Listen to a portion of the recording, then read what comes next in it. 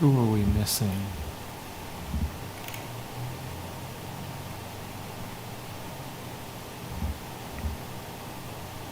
Right here.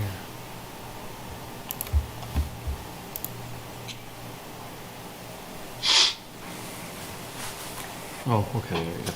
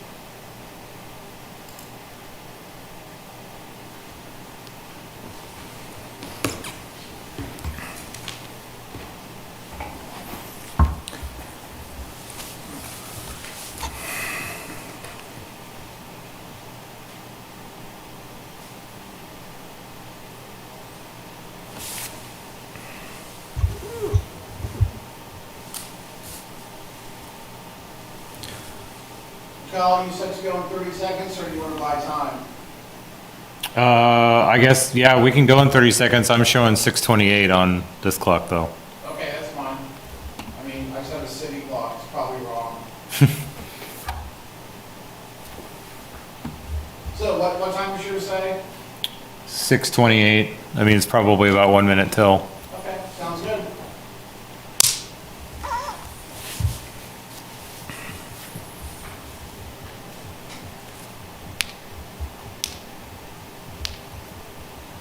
All right, it's about 60 seconds to go.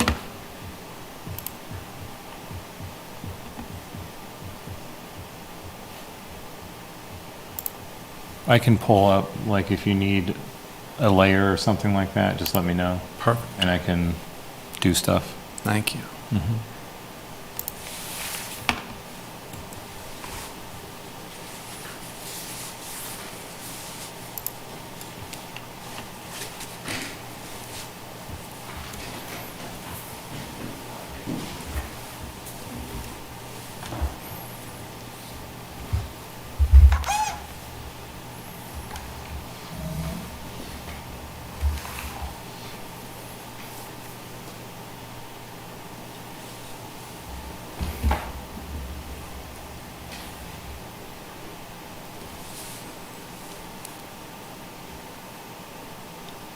All right, I think we're ready to get going.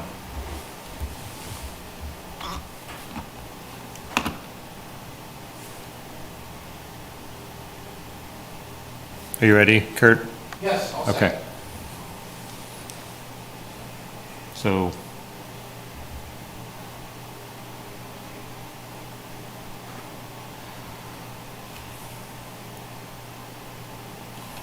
all right, good evening and welcome to the May 7th, 2020 Board of Zoning Appeals meeting.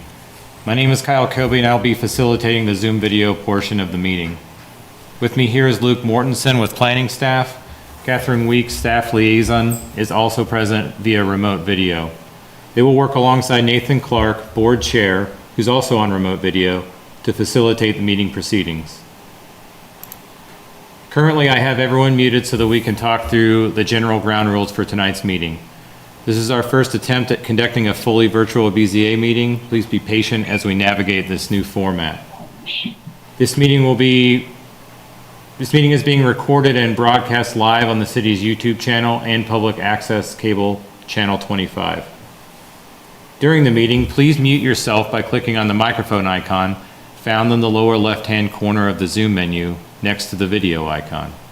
When you are muted, a red line will appear over the icon.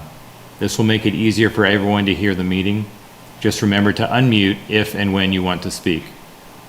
In the menu, you can also turn your camera on or off by clicking the video icon located next to the microphone icon. For the purposes of this public meeting, please keep your video on for the duration. If you are participating by phone, you can enter *6 to mute and unmute your phone. Somewhere on your Zoom screen, you will also see a choice to toggle between speaker and gallery view. Speaker view shows the active speaker. Gallery view tiles all of the meeting participants. A few reminders to ensure the provisions of the Kansas Open Meetings Act are met. Board members, you must state your name and title each time you speak. Members of city staff must also state their name and title each time they speak. I would also ask that applicants and members of the public identify themselves each time before they speak to ensure that everyone is able to follow along. Individuals who signed up in advance to provide public comments remotely will be called upon by name. When you are called on, please unmute your listening device and state your name before speaking. Chair will then call for in-person public comment for those who are physically present.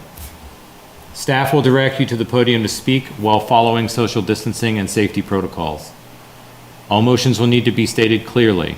After a motion is made and seconded, staff will call on each board member individually to provide their vote. Staff will then announce whether the motion carried and the count of the vote. I want to again remind everyone to please mute yourself when you are not speaking. I'll now turn the meeting over to Catherine. Good evening, Commissioners. I'm going to go ahead and start the meeting off by calling roll. So as I announce your name, just state here. Clark. Present. Falvey. Here. Gardner.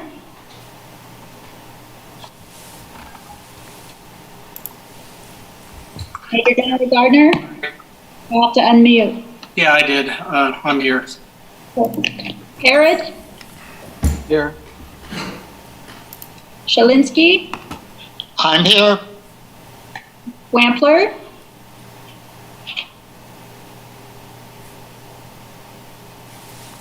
Here. Weissner. Here.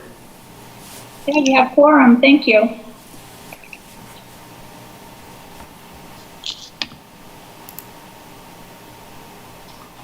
All right, so I guess at this time we'll run the meeting as normal. We'll move on to section C, communications, and acknowledge any communications to come before the board.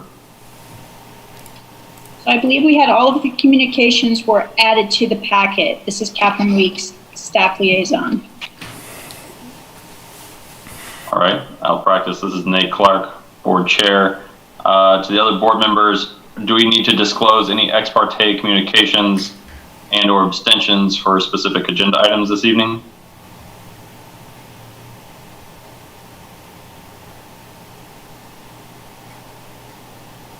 Okay, seeing none, Nate Clark, board chair, will ask staff if we are going to announce any agenda items to be deferred this evening. Catherine Week, planning staff liaison. We do not have any items that will be deferred. Great. Then I, Nate Clark, the board chair, will commence with section D, the public hearing, section 1, starting off with item number 589, a request for a variance as provided in section 2013 of the Land Development Code. Okay, good evening. The first item, because Catherine Week, staff liaison. So the first item before you this evening is a request for a reduction in parking from Article 9 of the parking and loading and access requirements. The request is a reduction from a required 91 spaces down to 1 space. The reason for the variance request is that the applicant wishes to expand a bar lounge use from 1340 Ohio Street onto the property at 1346 Ohio Street. The proposal as presented, the development would require 91 parking spaces. The property does not have the capacity to add parking to that extent, and so the applicant is proposing a reduction down to 1 space. So in your 5 criteria that must be considered for a variance request, the first criteria, which are conditioned unique to the property, not created by the property owner. The context of the site, staff has found, is not unique to the property alone. It is found in other similar properties throughout the zoning area. And that it would not qualify, in staff's opinion, as meeting the condition not created by, it's basically created by the property owner and solely created by the property owner. So it does not qualify as being unique based on the context of the land itself. Criteria 2, which covers whether or not the variance request would adversely affect the rights of adjacent property owners. Staff finds that while it does not necessarily affect the rights of those property owners, it may present a inconvenience or exacerbation of an existing condition in the neighborhood, which will be discussed later in a criteria. So staff did not find that it infringed on the rights of those property owners. Criteria 3, which covers unnecessary hardship. Unnecessary hardship must be due to an exceptional condition or application of the land development code that is specific to the property. It's not generated by general zoning district requirements. So staff finds that this particular variance request is being generated by general zoning requirements, that being that the parking cannot be met.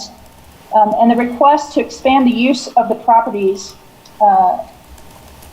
the request to expand the use may impact the properties adjacent, but does not constitute unnecessary hardship.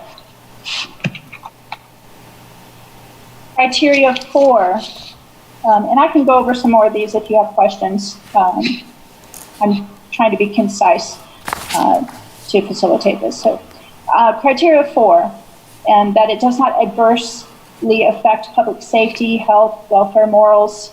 Staff's opinion is that it may have adverse effect on public health, safety, order and convenience, that being that the 90 spaces request of a reduction is a significant reduction and could impact on-street parking throughout the entire neighborhood and area. A large number of parking space reduction is solely in support of the bar lounge use expansion. Only one space is proposed to be provided, which would be for the live-work unit that is also being proposed in the expansion. In staff's opinion, the merit to ride sharing does not mitigate the large number of increased users. There could be an additional large number of additional drivers with the expansion of use. So staff did find that it could impact public safety, health, convenience of the surrounding area. Criteria 5, that the variance request would not be opposed to the general spirit and intent of the code. Staff's opinion is that the degree of the request is opposed to the general spirit of the code. The location is conducive to foot traffic, and there is a high pedestrian thoroughfare adjacent to campus. And some of the site's customers would potentially walk, but staff is also of the opinion that there's a reasonable assumption that the customer site's customers would also be driving. The additional users would potentially drive as well as walk to the site. The MU district does provide some built-in opportunities for parking reductions. There are density bonuses and parking bonuses that can be achieved through potential development designs. There is the potential for a reduction in parking space if those bonuses are applied for through the site planning process. At this time, staff has not seen those proposals with a site plan. The request before us today is simply for a reduction from 91 spaces to 1 space. The MU district does not excuse a property from parking requirements. The code permits some shared parking and permits on-street parking to be counted towards the minimum number. So there again is an opportunity for other ways to reduce some of the parking that would be required for the site. So in general, staff did not find that the request met all 5 of the conditions, and thus staff is recommending denial of this variance request. And I'd be happy to stand for any questions should you have them.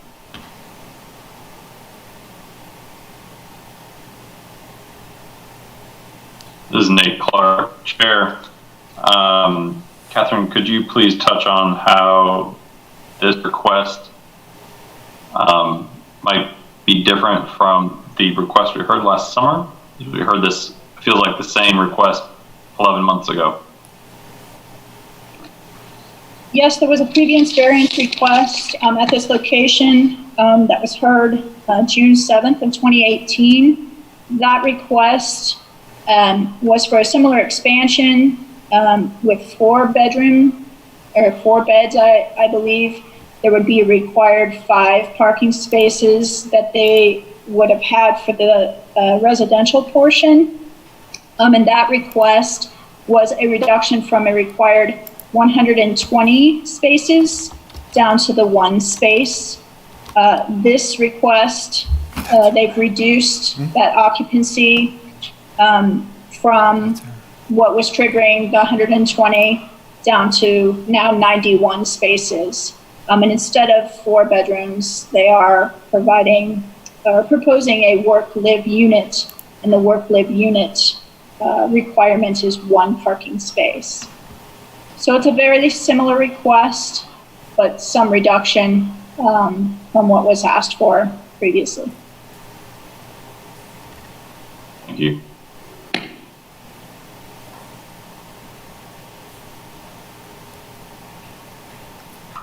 Any other questions for staff at this time from any other commissioners or board members?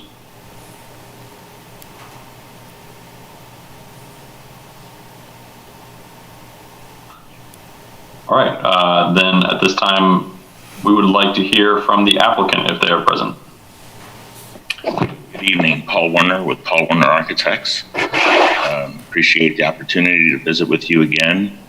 And thank you for bringing up, Chairman, that we were there approximately a year and a half ago. And I hope you've had a chance to read the minutes.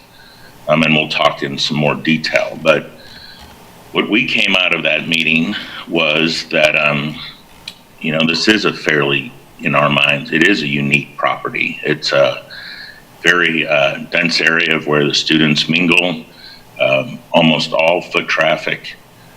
We did hear that the numbers we were requesting before were too large. The other thing we heard was that we were not parking for the residences. So in the last year and a half, we have done a few things. We have reduced the plans. We have taken off an entire story. As Catherine mentioned, we lowered the occupancy from 360 to 240, which is required of 80 cars. We did have to account for employees this time. And what we did provide was the 1 private parking space for the residents. In addition, we have the design in front of you has been approved through the Historic Resource Administrator, and that design does meet the ORIA design guidelines. So that is, in our minds, is a pretty significant accomplishment. The MU district is not around very many places, but we really feel this, if we're going to do it, this is the place to do it. Regardless of the project on this property, we are going to need a parking variance. There is just no options. The foundation is failing on the structure. While some people choose to patch a foundation, a stone foundation, we're more of the opinion a long-term fix is to lift the house and put a new foundation underneath it. There is no alley access. There's a project building structure very close to the east side. So regardless of what is there, a variance is going to be required. Currently, the structure houses 6 bedrooms, all of the parking is non-conforming, maybe 3 spaces by double stacking cars. So we know that we are not providing the required parking now, and we know that some residents are parking on the street.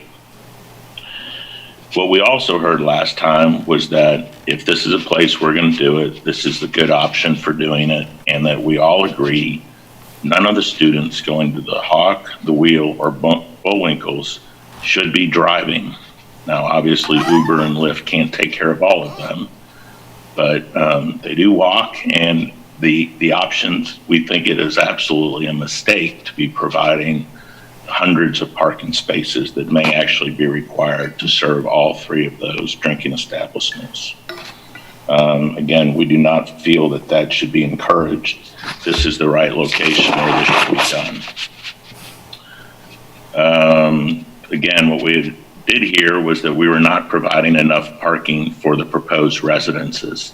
So by eliminating the top floor, we know we could only park 1 car. So we went back with 1 live-work unit, which we think is a great idea. It's a great option, and this individual will have a private parking space.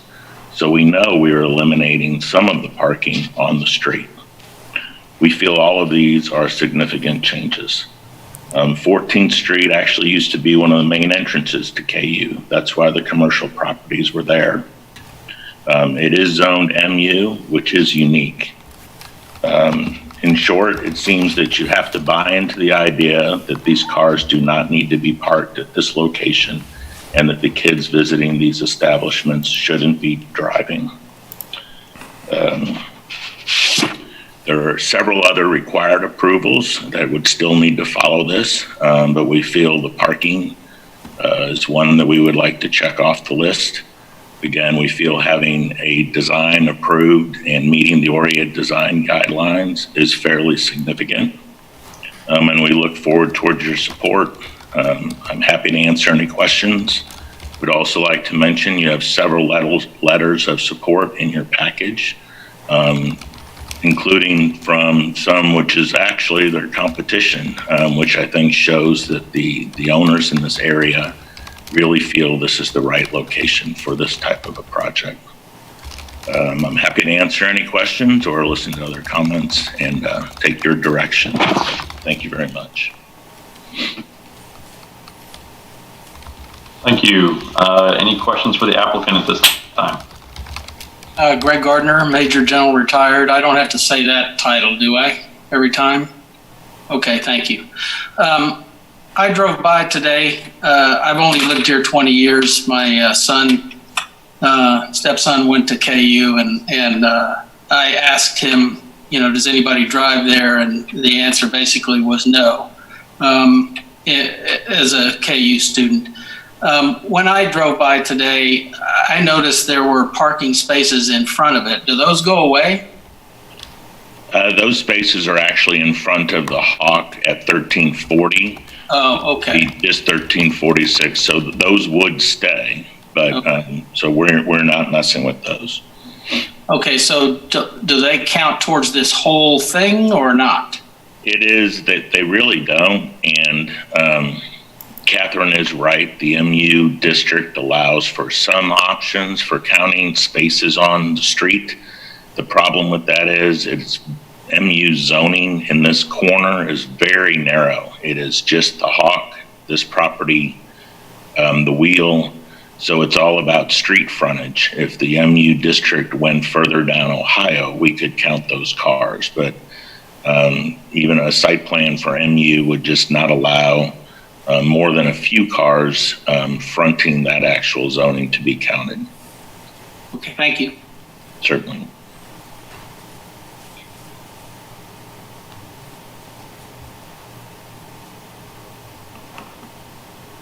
All right, seeing no other questions for the applicant, thank you very much. And at this point in time, I would like to open public portion of the meeting. Do we have any public comments to share this evening, either virtually or in person?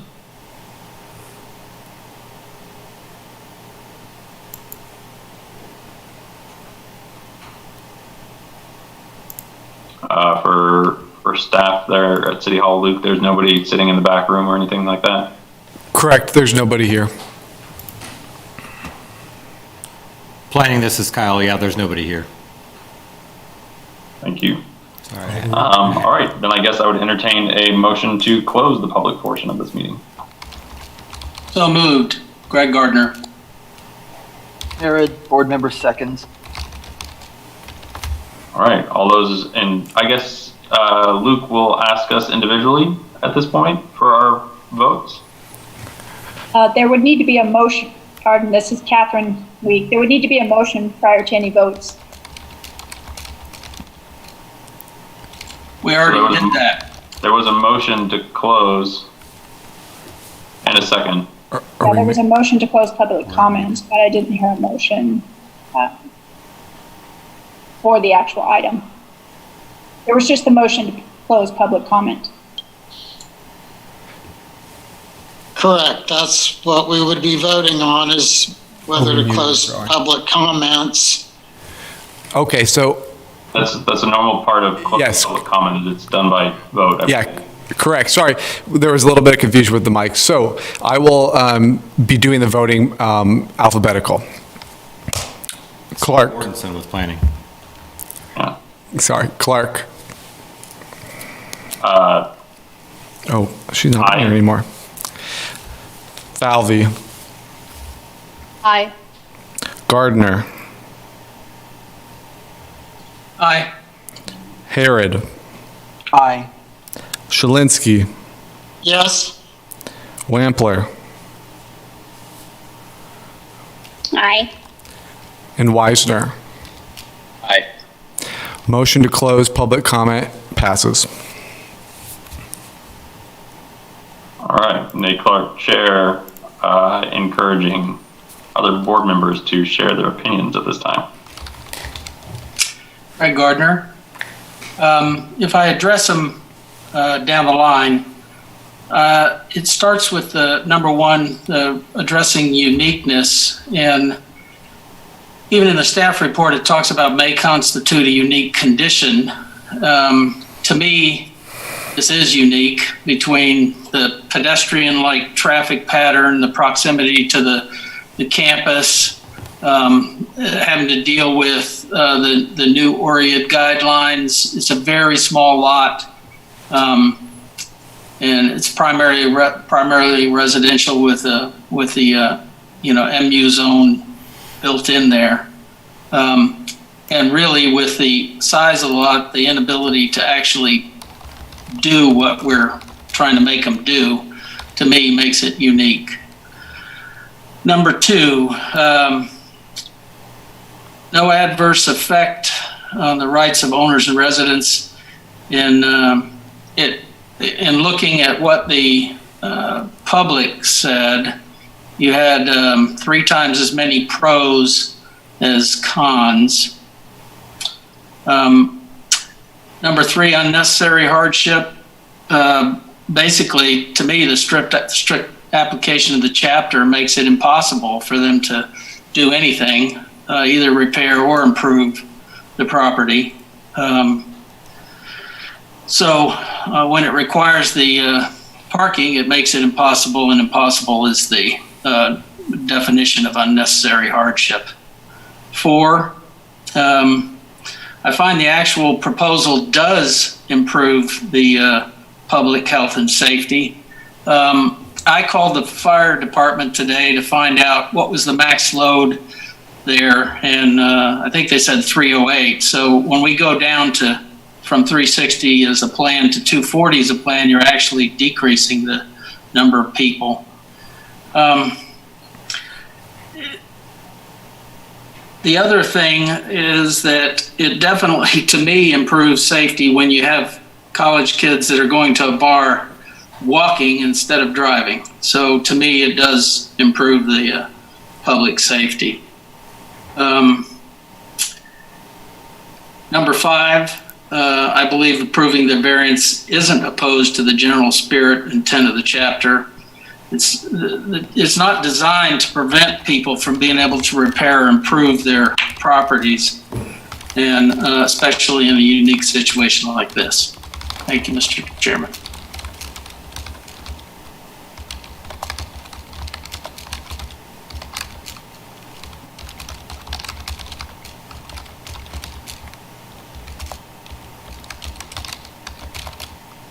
Mr. Chair, I'll go ahead and follow up on the general. This is Harrod, board member.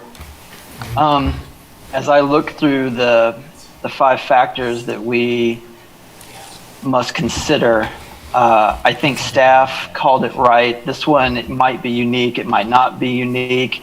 I think I might skew more towards uniqueness. But then when I get to number 2, I do start to be concerned about how it would affect the adjacent properties. Yeah, I think a lot of people might be ride sharing. A lot of people might be walking, given it's right there in the heart of a student populated neighborhood. But I think also students tend to kind of roam around, they bar hop, and I think it's inevitable that patrons will be driving, and I think a lot of patrons will be driving. I appreciated what Mr.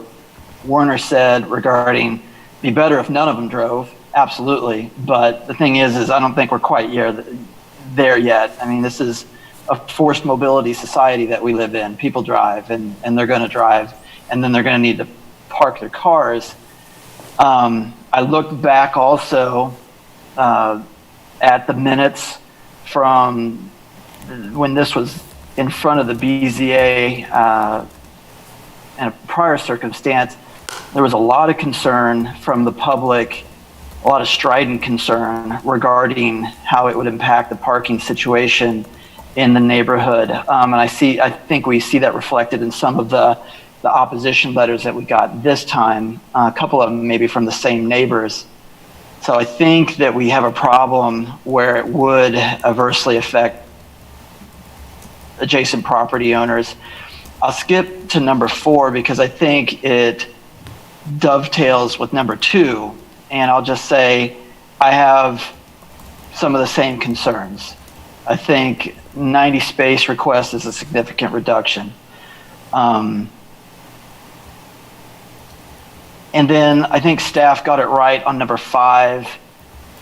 This is a big ask, a 90 space reduction, which was caused by an intensification of the present use. That's hard for me to get by. So that's where my thinking is right now, Mr. Chair.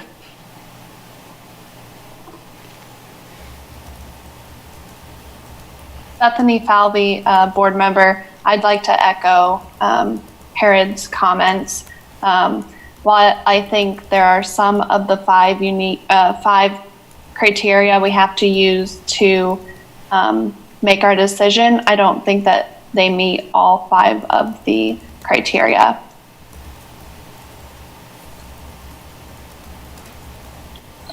This is Barry Shalinsky, a board member.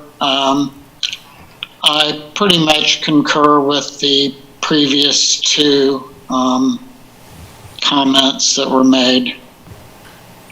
This is a big intensification of use. Yes, we don't want all these people driving, but I've lived here a long time. I've been to that establishment and all 3 of those establishments, though not recently, several times. And I know that I drove at times. I know that other people drive at times. I know that in normal times when there's not a pandemic going on, it's very hard to find a parking space in that neighborhood. And even today when I went there and looked at the site, yes, you could find a parking space, but there were a lot of on-street parking spaces that were taken up even when nobody's in town and at the university. So I have concerns.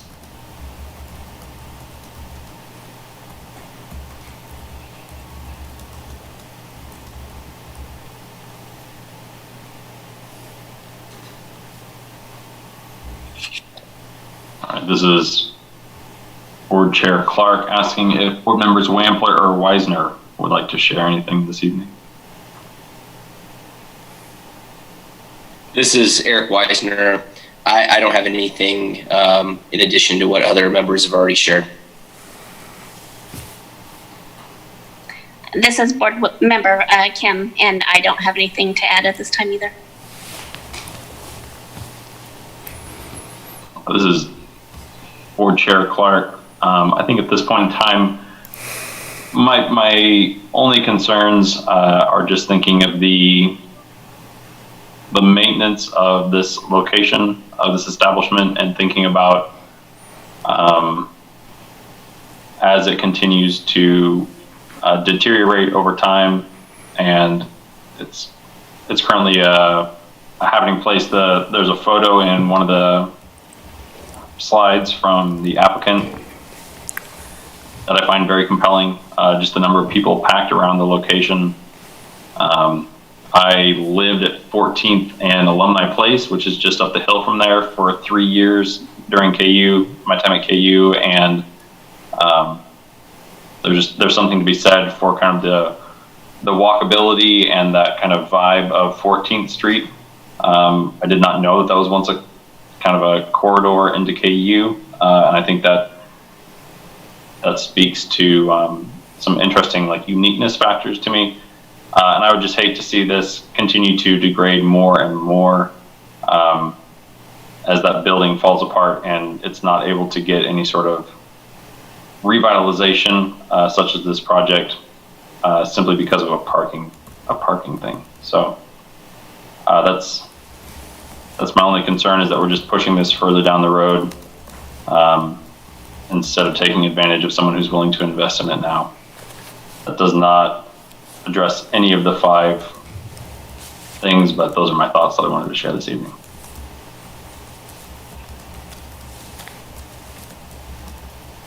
This is Greg Gardner again. So you don't find the requirement to make 90 parking places in a place where there's no room to do it. You don't find that an unnecessary hardship? I just don't see how anybody can not find that an impossibility, an unnecessary hardship. I don't get it. I hope somebody can explain that to me. This Board Member Clark asking Staff Member Welk if she would like to speak. Yes, this is Staff Liaison Catherine Week. I just want to reiterate that when you're looking at your 5 criteria, uniqueness is zoning, and zoning requirements cannot be considered an element of uniqueness.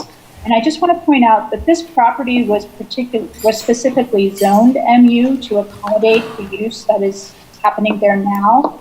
They have a special use permit to operate.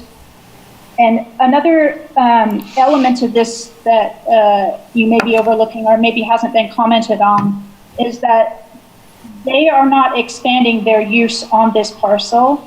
They are proposing to expand and intensify the use onto an adjacent parcel. Yes, the structure at the adjacent parcel may be deteriorating and need repair, but there are a multitude of other proposals that could come before the Planning Commission that would meet the MU District's requirements. It is just this particular proposal that is requiring 91 spaces, which is prompting their request for variance this evening. Would you mind giving me an example of what proposal could be made? Well, that's not staff's role to do that. That would be up to the design applicant to propose something. The only proposal that we've had before us, again, this is Catherine Week, staff liaison, is the one that we see. There are other things that are permitted.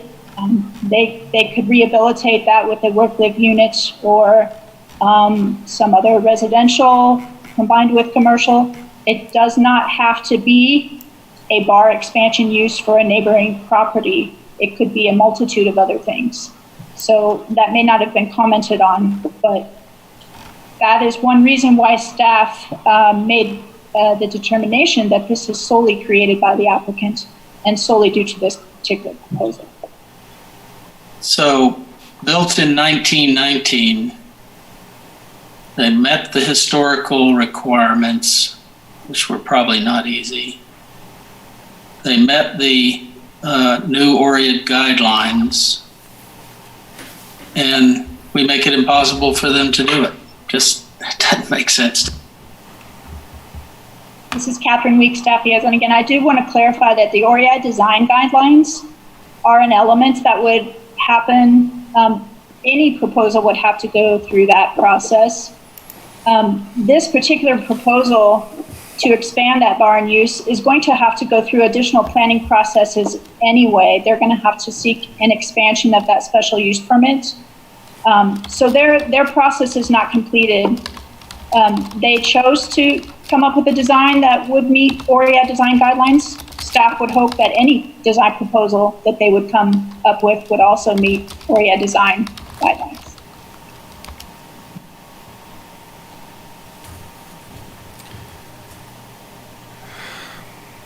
All right, thank you, staff. This is Board Member Clark asking if anybody would like to make a motion at this time, or if they feel like we need to continue discussion. Pretty sure that's. This is Luke Mortensen, planning staff. Mr. Chair, just want to let you know the applicant would like to speak again. I don't know if you can see that or not. Okay, I missed that in my Brady Bunch here. This is Board Member Clark asking if we may reopen questions from the applicant without having to vote for it. Staff liaison, Catherine Week, yes, you can do that. Okay. At this point in time, I'd like to re-extend the opening to the applicant.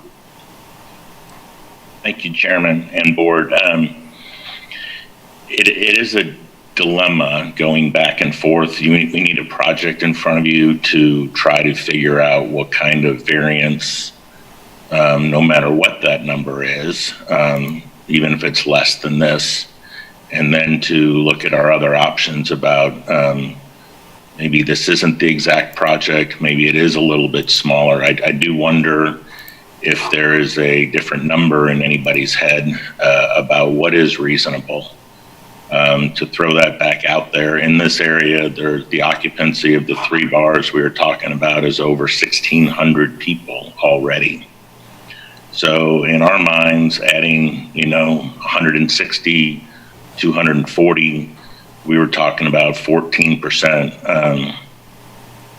I don't know what the owner, if 160 people, for instance, approximately a 10% increase.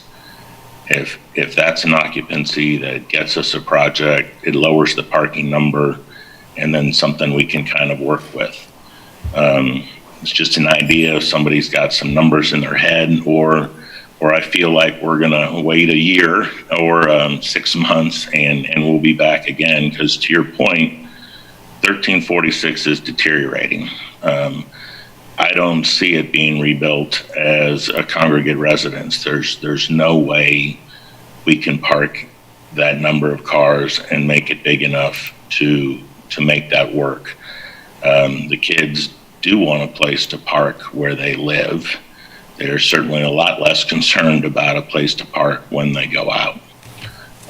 So in an effort to try to ease the pain on the board, if there is a smaller number that people would consider, at least then that may be something that would give us some guidance to work with, as opposed to just coming back in 8 months with another shot, because I feel like we need to do something with this. I know that's not an ideal situation before Catherine tells you that, but I do believe the board has the ability to lower the number if they choose. Thank you. Catherine. Yeah, I think the chairs. I think this is Board Chair Clark, and I don't believe we possess that power. We're only allowed to review the things that are brought before us. I can be corrected by staff at any time, but I think that's our role at this point in time. So I think staff. Board Chair Clark, this is Luke Mortensen. Catherine, the planning liaison, would like to speak again. I saw that hand. This is Catherine Week, planning staff liaison. I just wanted to reiterate what you had just said. The board does not have that role to negotiate numbers or throw out additional numbers. Your task is to review what's before you under that 5 criteria. All right. This is Board Chair Clark asking if anybody would like to make a motion this evening.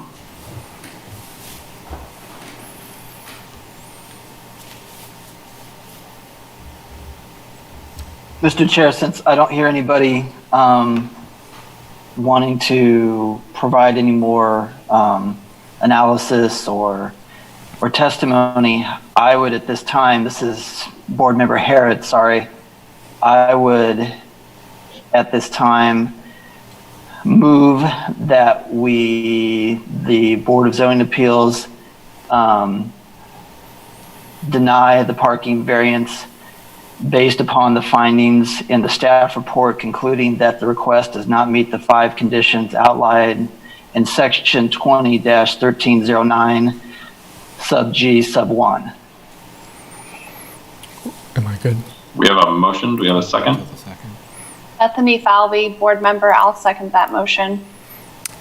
This is Luke Mortensen, planning staff. I will again go through alphabetically for voting on this motion to deny the parking variance request. Clark. Aye. Falvey. Aye. Gardner. Nay. Harrod. Aye. Shalinsky. Aye. Wampler. Aye. And Weisner.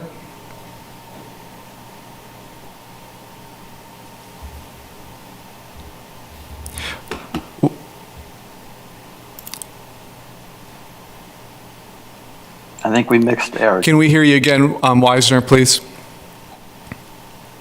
Aye. Thank you. Aye. Thank you. The motion passes. The variance is not approved.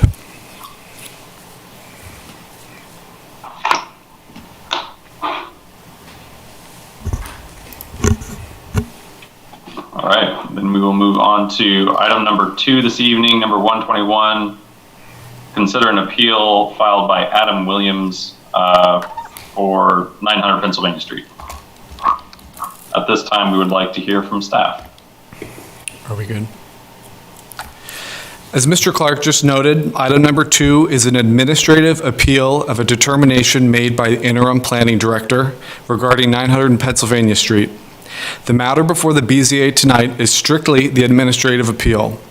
Did staff err in the determination that the former tavern use at 900 Pennsylvania Street was discontinued for a period of 12 months or more without a concerted effort by the owner to continue the use? The code section in question tonight is section 20-1502 C1 Roman numeral 2, which states that a non-conforming land use's status is lost when it has been discontinued for a period of 12 months or more with no concerted effort by the owner to continue that use. The Land Development Code requires that when a non-conforming use is abandoned, any subsequent use of the property shall comply with the regulations of the zoning district in which it is located. I'll start with the brief history of the property before discussing more recent matters. The former tavern use was established via a site plan that was approved by the City Commission in 1980. Documents indicate that the structure had previously been used as a detached dwelling. Neither the current applicant nor the current property owner were party to this approved site plan. In 2006, the city adopted the current Land Development Code. The subject property's previous zoning, which was M2 General Industrial Zoning District, converted to the IG General Industrial Zoning District. It has remained IG District since. The previous tavern use was permitted to continue as a non-conforming use, as the IG District does not permit tavern use. The Land Development Code defines non-conforming uses as a land use that was legally established but that is no longer allowed by use regulations of the zoning district in which it is located. In February of this year, Mr. Del Campo contacted the Planning and Development Services Department to discuss reestablishing a bar lounge use. Tavern use is not defined in the current Land Development Code. Bar lounge is defined in Section 20-1724 of the Code as an establishment that may include food service, but that emphasizes the service of alcoholic beverages for consumption on the premise. Staff indicated to Mr. Del Campo that bar lounge use is not permitted in the IG District per Section 20-403 of the Code.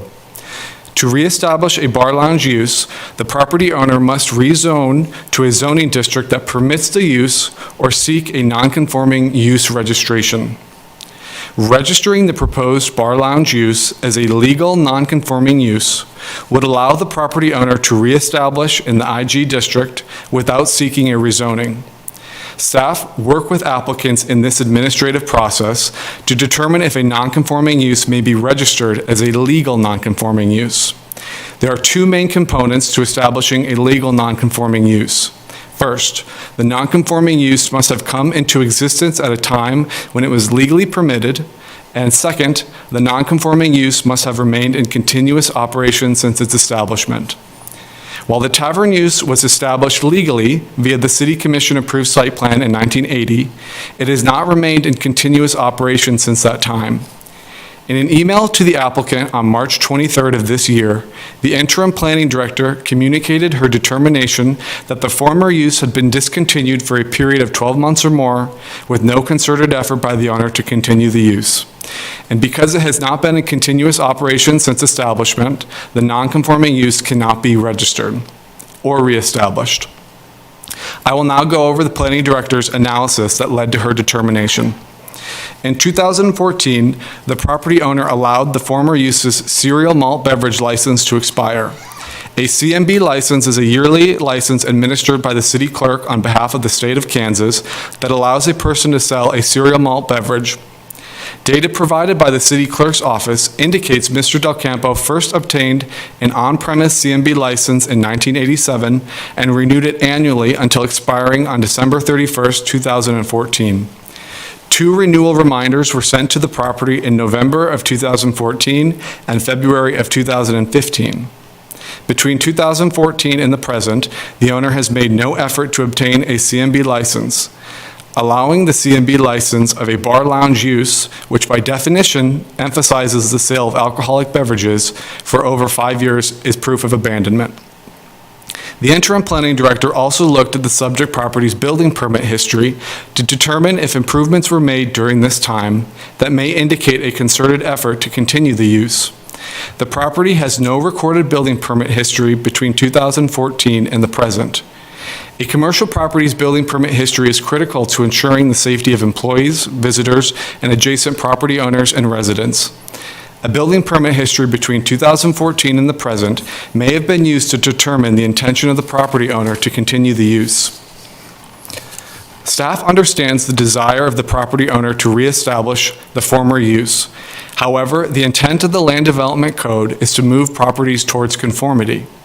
The ceasing of operations in 2014, as indicated by the expiration of the CMB license and the applicant's own admission, is the appropriate time to bring the use of the property into compliance with the Land Development Code. Staff has received multiple neighbor comments regarding this application, and they are included in your materials packet. To conclude, staff believes the interim planning director did not err in her determination that the former use was discontinued for a period of 12 months or more without a concerted effort by the owner to continue the use, leading to the abandonment of the nonconforming use. The property owner allowed the CMB license to expire and has made no effort to obtain another license. Additionally, there is no building permit history for the subject property since the former tavern was closed. Without a building permit history, staff cannot consider any improvements that may have been completed. Finally, the applicant has told over the phone and in the application that the former tavern use has been closed for at least 4 years. Staff recommends the board find the interim planning director did not err in her determination and recommends the board uphold her existing determination. The applicant is on with us tonight, and I can stand for questions. Chair Clark, thanking staff for the report. Does anybody have any questions for staff at this time? Mr. Chair, I have a question, if you'd allow it. And this is Board Member Harrod again. My question is regarding this property falling out of use for 4 years, or it had been that previous use had been abandoned for a period greater than 12 months. How often do you see this issue come up in the planning department? Am I on? Oh, this is Planner Luke Mortensen. Non-conforming uses come through regularly. I wouldn't say often. A lot of times they are a duplex in a single-family zoning district. Another common one that comes up is downtown, in our downtown zoning district, where we have some specific liquor licensing code requirements. Properties that maybe are no longer operating as a bar lounge use have shown that concerted effort to continue a bar lounge use by actively listing the property on commercial real estate listing websites. That's the most recent one that comes to my mind. So have there been other instances, and this is Board Member Harrod again, have there been other instances where you had a non-conforming use that then was not allowed to reestablish itself because that use had been abandoned for a period longer than 12 months? Is that, I mean, how often do you see that sort of thing? It looks like Catherine wants to chime in as well, and I'd be happy to hear from her. Catherine, would you like to speak first? Yeah, this is Catherine Week, staff liaison. While the abandonment is not necessarily common, and staff doesn't have a tally of them, we do have them periodically. It isn't the first. And there was an example of one downtown who is under the grandfathered liquor license rules. They were able to show within the slightly over 12-month period that they had continued that use. So it's similar. That's the most recent one. That was within 2 years. There, as Luke said, most of the non-conforming properties, and we do get them frequently to register, are in some way able to show that they have continued that use. And usually it's not for the extended period of time that you're seeing this evening. It's usually close to that 1 year time frame where they've identified it and they've worked to register it as a non-conforming use so that they can continue to use that use in the future. There was a property over on Michigan Street that I believe lost its use, and that property did rezone. I believe it was rezoned to CS so they could continue to use that property. They're not overly common, but they are not unheard of. So. And this is Board Member Harrod again. And so to restate, to make sure that I got the nut of what you're trying to communicate between you and Luke, is it doesn't happen often, but it does happen. And it's also staff's experience that, at least their subjective experience, that they see property owners trying to do things to make sure that they don't fall under that abandonment. They try to maintain that use so that they can keep using it in this non-conforming matter. Is that essentially what you guys have communicated to me? That's correct, yes. Thank you. Mr. Chairman, that's all I have. Thanks. At this point, the chair would like to acknowledge staff attorney, lawyer person, Randy, for a comment. This is Randy Larkin, Deputy City Attorney. The purpose of non-conforming uses is to amortize these uses over time. We saw more of these shortly after 2006, when the new code was enacted. We probably had several of these earlier in the decade, and it's slowly, we have less and less as time goes by. But this happens once every several years. We've had a couple with some housing, a couple with liquor licenses, but it does come up from time to time, but it hasn't come up all that often recently. Anyway, that's the situation. Thank you. This is Board Chair Clark. Any other questions for staff at this time? All right. Seeing none, we would like to hear from the applicant this evening. Good evening. Can you hear me? Yes. Can you hear me? Adam Williams? Yes, we can hear you. Thank you. Again, good evening. Thanks for taking our time to hear our appeal of the decision made by staff of the non-conforming use of 900 Pennsylvania, commonly known as Charlie's East Side. Again, my name is Adam Williams. I am working with the Del Campo family in hopes of assisting reopening of this temporarily closed longtime East Lawrence establishment. I'm joined by the Del Campo family, and I believe they would like to say a few words following my time. To give a brief history and description of 900 Pennsylvania as it pertains to Charlie's East Sides and the property owners. Longtime Lawrence residents, and particularly East Lawrence residents, are very familiar with the southeast corner of 9th and Pennsylvania, where the two-story limestone structure with the large west-facing deck and the distinctive 12-foot tall pole sign that says Coors. The Del Campo family started this community tavern back in 1979, with Charlie's dad running it from 1979 to 1983, followed by his son Charlie taking over in 1983, along with, and he may correct me, the name Charlie Eastside was born. This community tavern has continued to serve Lawrence patrons for upwards of 30 years. It wasn't until a food inspection denial, and therefore a denial of a liquor license, followed by some health and financial hard times, that Charlie regretfully and unintentionally had to temporarily close the community he served. Today, we are appealing the decision of the Planning and Development Services based on one question before us.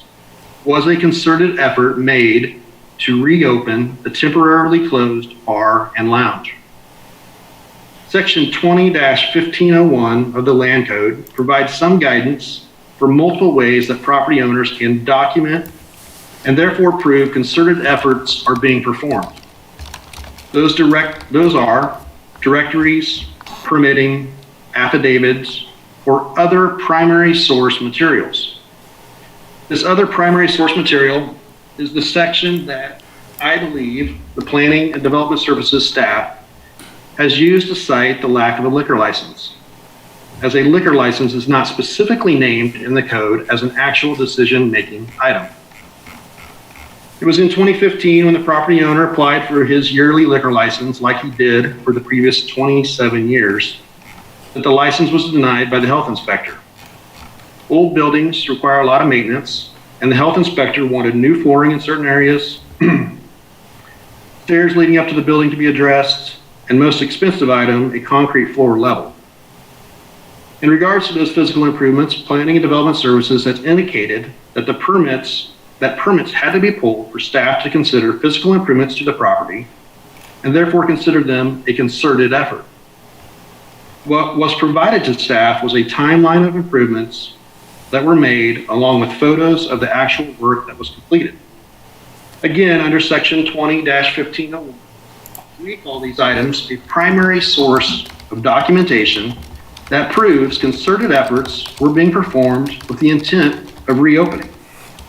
Not only did the owners address the items required by the health inspector, but went on to repair other items: soffits, fascias, roof decking, roofing, flashing, flooring, tile, deck repair, and kitchen equipment purchase or repair. None of these items, including the ones requested by the health inspector, require a building permit. None of the work required a licensed contractor to be on site, and therefore a city inspection need not be completed. Therefore, at this time, the city did not have access to the information, but instead was provided the information by the owner as a primary source, again under section 20-1501. To specifically address one item brought up by staff findings is the repair to a kitchen hood that, according to staff, required a permit. When the roof was replaced, it was the flashing around the kitchen hood vent that was repaired, not a mechanical repair. However, any penetration in a roof is a potential spot for a leak. By repairing the flashing around the vent, he made a concerted effort to keep the kitchen hood. If his intent was shutting down, he would have removed it completely. The intent has always been to reopen. In regards to the 12-month period, never since the temporary closing did a 12-month period pass where the owner was not providing a concerted effort to reopen the business. Every month, real estate taxes were paid. Every month, the water bill was active and paid. Every month, the electrical bill was active and paid. Every year, physical improvements were being made. These items show another layer of concerted effort towards reopening. And while be it all recent, another layer of concerted effort, as was previously brought up, the owner did engage a real estate agent. He also engaged me to help him reopen 900 Pennsylvania. I revert back to the question at hand. Has the use been abandoned for a period of time greater than 12 months without a concerted effort by the property owner to continue the use? The answer is no. A concerted financial effort was made through payments of real estate taxes, utility payments, and property improvements. A concerted effort was made to physically improve the property and its equipment as proven by the primary source documentation under section 20-1501. Never was there a 12-month period in which a concerted effort to reopen wasn't being performed either financially or physically. While it has taken several years to complete these tasks needed to reopen, the property owner, through consistent concerted efforts, is now ready to do such. They feel like they have followed the rules laid out before them and are ready to move forward for hopefully another 30 years in Lawrence, Kansas. We are asking tonight for the reversal of the staff's decision regarding the non-conforming status of 900 Pennsylvania. Thank you. All right, thank you very much. This is Chair Clark. Seeing if anybody has any questions for the applicant this evening.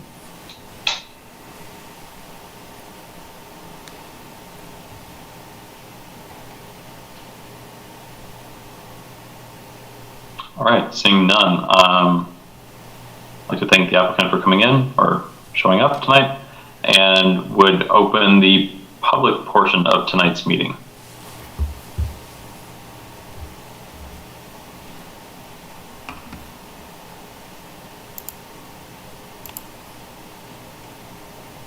Mr. Chairman, this is Travis Harrod, board member. Does Mr. Campo or Mr. Del Campo want to talk with us? I think that Mr. Williams advised that he might want to talk with us. Yeah, Charlie Del Campo, you're welcome to share at any time. All right. The deal on it was I wasn't planning to close up, and then health inspector is the one that closed me up, said I needed to do a lot of repairs.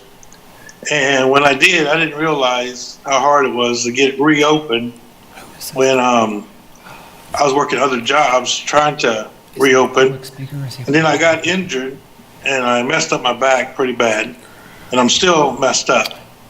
And I'm still trying to take care of what's my problem with my back. And then I just realized it's going to be a lot harder to get it open without the money I have. And just the little projects I've been doing, it's just been taking me too long. So that's when I decided maybe I can get someone else to open it up to help out. But I did get a few things fixed. It's just I just couldn't get everything fixed. And working other jobs and not to be able to put that many hours into work because of my back, it was just hard to come up with the money I needed. Because I don't know, it's just quite a bit of money that you need to, come up with to fix things. So, I just try to do the best I can by keeping up on everything and keeping everything running still. And I know Diane, she worked for the city, and I was always talking to her about reopening. And she was always telling me, just hurry up and get done, come back down, we'll fix the papers up and get you reopened again for the beer license. And I said, all right, but it's just the health inspector is the one I had to get by at the time. And I was trying to do everything on my own, so it took much longer. And I guess about all I have to say. I would like to add some stuff. Well, our family has had several businesses Could you in town. introduce yourself? Oh, I'm sorry. I'm April Del Campo.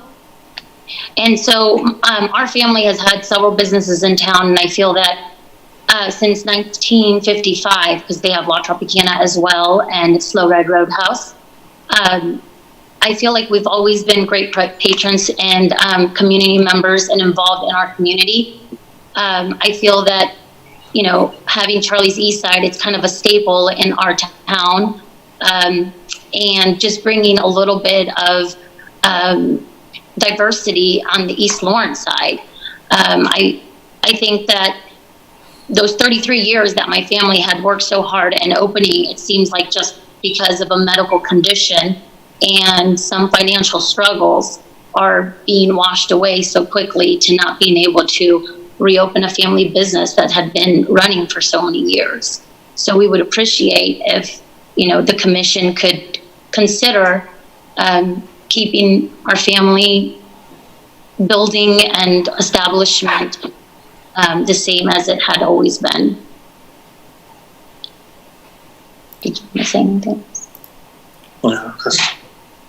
Thank you. Chair Clark, I have some questions for the applicant, be it the Del Campos or Mr. Williams. In regards to the ongoing repairs made over the last 5 years on and off that are undocumented, is there any chance that you all have receipts or like bills or invoices from any contractors or anything that, although not licensed, would indicate some of those tasks being done?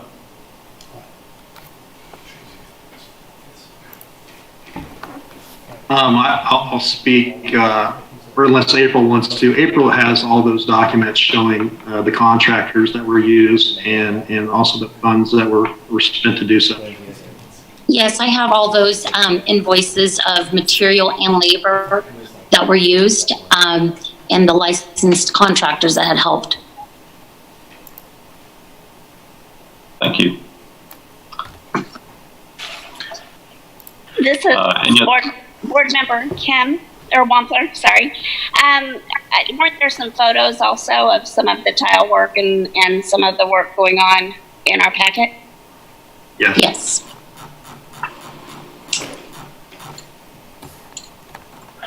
This is Greg Gardner, board member. Can somebody, whether it's the person representing Adam, representing them, or staff, tell me exactly where I find the other primary source materials part of 2015-01? Those primary source materials are the improvements that were made. There was a timeline that was given of those improvements, and also the photos themselves. No, I understood that. It's where in 2015-01 does it talk about the other primary source materials? That it's, I agree that you've shown it. I found that in the actual staff report. Kyle Kirby with planning staff. I just want to cut in real quick to remind everybody to identify themselves up front. Okay, can the staff answer my question then? This is Greg Gardner.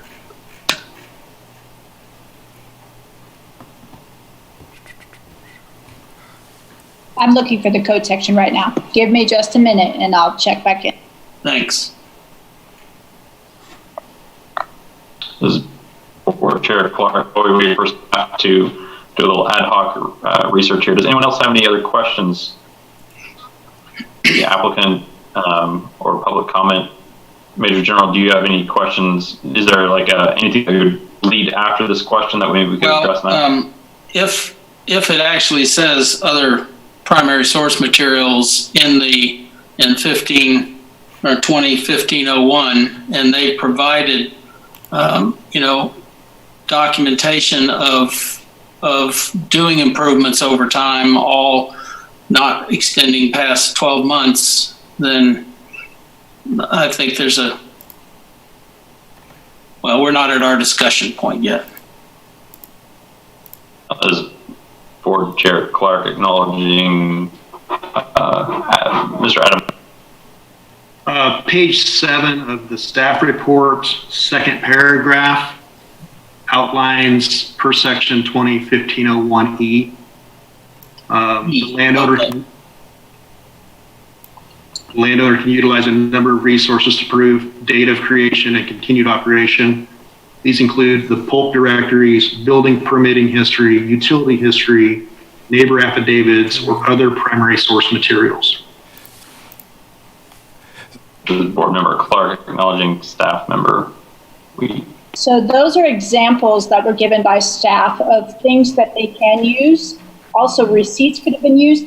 There is no language in 1501E saying primary source materials. So that was staff's language in giving examples of what types of things can be used. Board Member Clark acknowledging staff. Attorney Clark. Attorney Larkin, you are muted. Muted.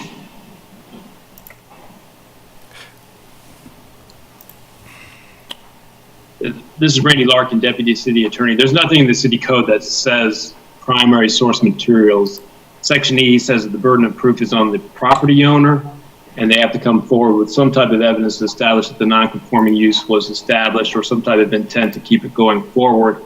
But there's no use of the term primary source materials. Primary source materials would be something that staff would look at to determine whether or not the applicant has met the standard of burden of proof. Now I found it now, Board Member Gardner, in subparagraph E, determination of nonconformity status, burden of proving by clear and convincing evidence that a nonconformity exists rests with the subject landowner. Is that the one? Yes, that's E. That's the burden of proof is on the applicant to establish it, and they can establish it through evidence or affidavits or whatever else. And it could be primary source materials, could be secondary source materials, but there's no requirement as to exactly how that can be done or how that should be done. Okay, thank you. Board Member Clark asking for clarification. I keep hearing 2015. Is that the section that we're looking at? This is Randy Larkin, Deputy City Attorney. Yes, 2015-01 just basically sets out the framework for a non-conforming use, and then there's certain things following those sections. 2015-02C1 has to do with non-conforming use and whether or not it's been abandoned or not, which is where we're at here in this case. This is Luke Mortensen with Planning Staff. I would like to add an additional item, Chairman Clark.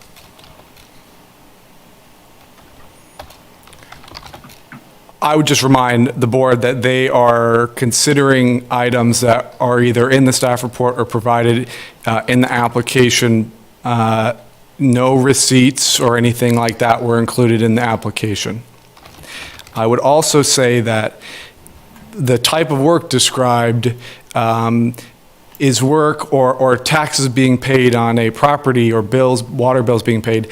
That is, something that could be done for any use, conforming or non-conforming. The interim planning director focused heavily on the cereal malt beverage license situation because of the fact that it was a previous and proposed bar lounge use. It's emphasized the sale of alcohol.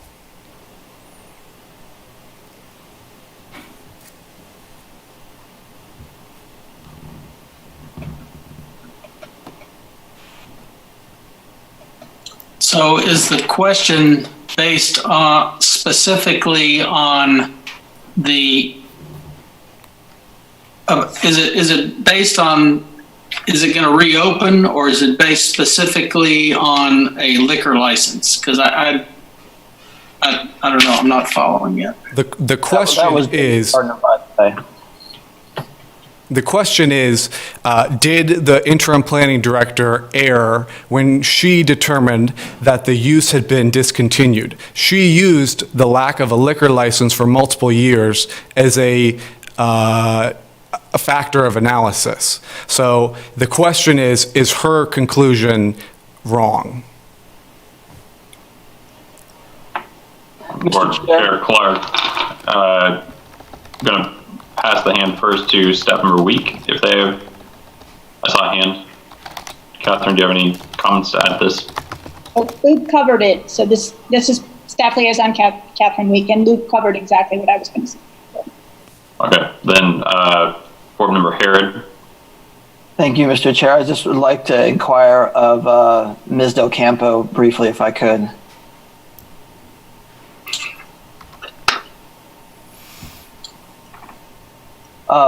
Ms. Del Campo, this is board member Harrod. You were talking a couple minutes ago about there were contractors and receipts and invoices and things like that. Do you have some sense about how much money you spent over the last 4 years trying to take care of some of these issues that Mr. Del Campo was talking about he was trying to fix? Yes. So we have several invoices in regards to different projects that had been done. Let's see. We have $6,000 that was like partial, like for the roof, decking, soffits, fascia boards, things like that. $2,000 to reinforce the deck, floor, and stairs. $2,800 for flooring installation, hardy board, and use of leveler for the floor that the inspector had requested. Install tile in the kitchen area. And then, of course, he's also had planned out a new kitchen layout that he had not finished or established yet. And so this is board member Harrod again, just to reiterate. So you advised us, you specifically mentioned about $8,000 worth of work, but you mentioned, I think, like more than like two things. You said about $6,000 for roof and deck work, $2,000 for reinforce the deck and stairs, and then was there some money spent on doing some tiling or something like that? Yeah, the tiling in the kitchen area. Right. That was the other. That building is old, so the wood floor was tilted, and I needed to have some hardy board and have it all tiled back there for, I guess, easier cleanup. I don't know what is exactly the purpose that they wanted him to do that at that time. And so and I think there's actually a picture of that in the packet that was provided by staff. Are you familiar with that? It's a picture of a floor, might be some hardy board on it. There's a level in the middle of the floor. Yeah. Mm-hmm. All right. And how much did you pay for that? Well, that was that $2,800. Okay. Thank you. Thank you, Mr. And that's like installation. I don't know how much my uncle had also added of his own pocket money for extra stuff that he's done. I don't have a record of that. Chairman Clark, this is Luke Mortensen, planning staff. If I could jump in. The level of detail that we're getting to was not available to either staff or the interim planning director. You can see in the application, none of these numbers were ever discussed, no specific itemized purchases like this. And in reference to the photos, when staff was reviewing them, they saw a floor with a level. They weren't, detailed and said, this is what this purchase is, this is what this piece of work is. a picture of a stove or a fryer or something. That was a picture of the sign. Those were not detailed enough for the interim planning director without these numbers to come to a different conclusion. That raises an interesting point for me, Chairman Clark. Question for staff at this point would be like, the determination that we were making is, did they err given the information that was available at hand? Did they err in not being able to ask for the questions that this board has been able to ask in the last 25 minutes to reach the conclusions that the Campos did have some receipts or some additional proof of work being done? How do we address that? Yes, Staff Member Wick. This is Randy Larkin, Deputy City Attorney. At this point in time, basically the appeal would be based on the record that was submitted to the director. However, it is within your discretion to say if you need more evidence or more information to make this decision. Maybe you could defer this situation or defer this issue and allow the applicants to submit the evidence. For example, the evidence that the health inspector had, required or shut down or denied the alcohol permit, these types of, building permits, these types of bills and things that they've been doing, if they've been doing it to try to establish a point that they intended or they had the concerted effort to keep this business going during this shutdown period. That might be something that the board might consider. Thank you. Staff Member Week, do you have anything to add to that? I was just going to tell you what your 3 actions were, and Randy just covered the 3rd one. So. Okay. Mr. Chairman, this is Board Member Harrod. What are our 3 actions, just so we're all clear?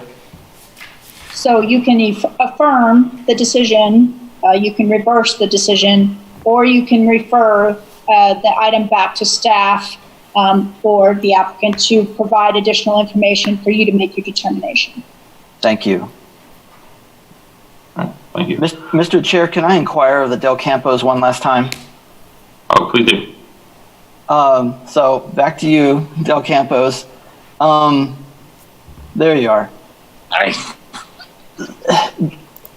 I think I certainly would like to know, and maybe some other members of the board would like to know. I think what you advised us is the health inspector came in, needed you to do some things, and because you couldn't get in compliance with those things, with those items, then you had to close down for a little while. Is that essentially what happened? Yes. Yes. Okay. So then my next question is, so while you were closed down, would it have been possible, just hypothetically, for you to maintain a cereal malt liquor or cereal malt beverage license? I don't think he was able to really get one. Well, no. So we would have to have the health inspector say it was okay for me to get a beer license and stuff. Without their okay, I couldn't get it. And it ain't just them. I had to go through the fire department too. So I didn't have no problem with the fire department because everything was okay in that situation. It's just the flooring, the stairways, and the basement floor, the concrete floor in the basement, the restrooms, and they wanted me to get a new furnace because the furnace I had in there was old, and they said it couldn't need a newer furnace and stuff. It's just a lot of new stuff I had to put in and work on, and that's the reason why she just said that she closed me up on a Friday night at 8:00 at night, and I've never seen her come in. Let's pause there. Let's go back to the cereal malt beverage license. So what you're telling me is you would have to have some sort of approval from the health inspector before you could move on to get that renewed cereal malt beverage license. Is that what you're advising us? Yes. Okay. Yeah. All right. Thank you, Mr. Chairperson. All right, this is Chairman Clark. Seeing if there's any other public comment that should be addressed at this point in time. And seeing none, I would entertain a motion to close the public portion of this meeting. Member Gardner motions to close. Second? Eric Weisner, second. This is planning staff Luke Mortensen. I'm going to read the roll now. Clark? Aye. Falvey? Aye. Gardner? Aye. Harrod? Aye. Shalinsky? Aye. Wampler? Aye. And Weisner? Aye. Motion to close public comment period passes. Great. This is Chairman Clark, opening discussion amongst board members for this. Greg Gardner, board member. You know, as I look at the decision that the staff made, it seems like they were focused on the liquor license part. And because of that, kind of made the decision that they made. It's pretty clear to me from the evidence we've seen, now that some of the pictures are explained, that that focus was probably wrong because they needed to have the health and fire things fixed before they could get a liquor license or a malt beverage license, and therefore the staff may have focused in the wrong place. So I would move that based on what we've already heard, that we, if there's a way to find an error where they focused wrong that allows the folks to go on about their business, I'd like to do that. This is Eric Weisner, board member. I'll agree with Major General on a part of what he said, and the fact that I think the primary focus on the CMB license, while it does mention building permit history, and then the disclosure with respect to hasn't been open for 4 years in there as well. I also think that we need more information, and I'm not comfortable making a decision right now based on this. The focus on the CMB permit is a little bit problematic for me, just because there's, I do know that their inability to get that permit could be tied to other things that possibly they did want to keep the business going, but they couldn't get the CMB permit. Maybe because they couldn't get past the health inspection because the building conditions or whatever, and it does take time to get those things going. So I'm not saying that they erred in their decision. I just think they need to be more. They need to take more factors into consideration before making that determination. If they had more evidence than just that permit, I may feel more comfortable in supporting the decision. And right now, I just don't feel comfortable making a decision. Mr. Chairperson, Board Member Harrod, I would jump on Board Member Weisner's statement, and I would just say, I think where we have code and we have laws regarding non-conforming uses, and we also have code regarding how you maintain that non-conforming use. And I don't think it was wrong for staff to take a hard look at the failure to maintain that CMB license. And I think as a result of that, render the decision that staff did. But at the same time, I think as we sit here, also staff was deprived of some, for one reason or another, some information that I think is actionable to staff's analysis, and we've gotten that tonight from the Del Campos regarding, some considerable amount of money they've spent on the place and some other endeavors that they have engaged in over the last 4 years. So I think that I would be more comfortable if staff was able to take a look at this again with some of the information that Del Campos have shared with us tonight and apply the code to some of this new information and see where they end up.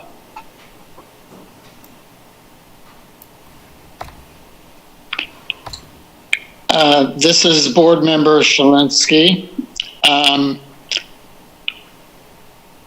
I definitely am not comfortable with overturning the staff determination tonight.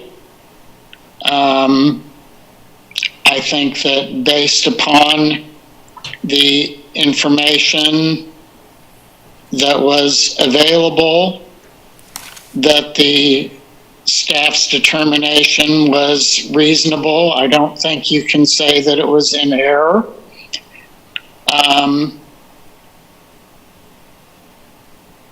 There may be additional information that the staff could consider that may or may not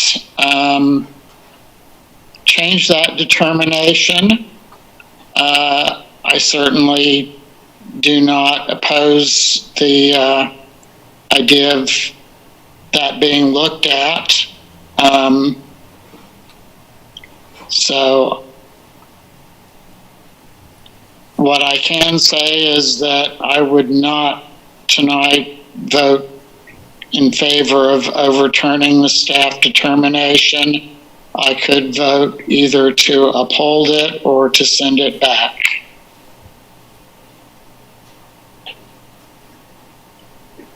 So, Board Member Gardner, Randy brought up three options. One was to overturn, find an error. One was to agree, and the other was to look at more options.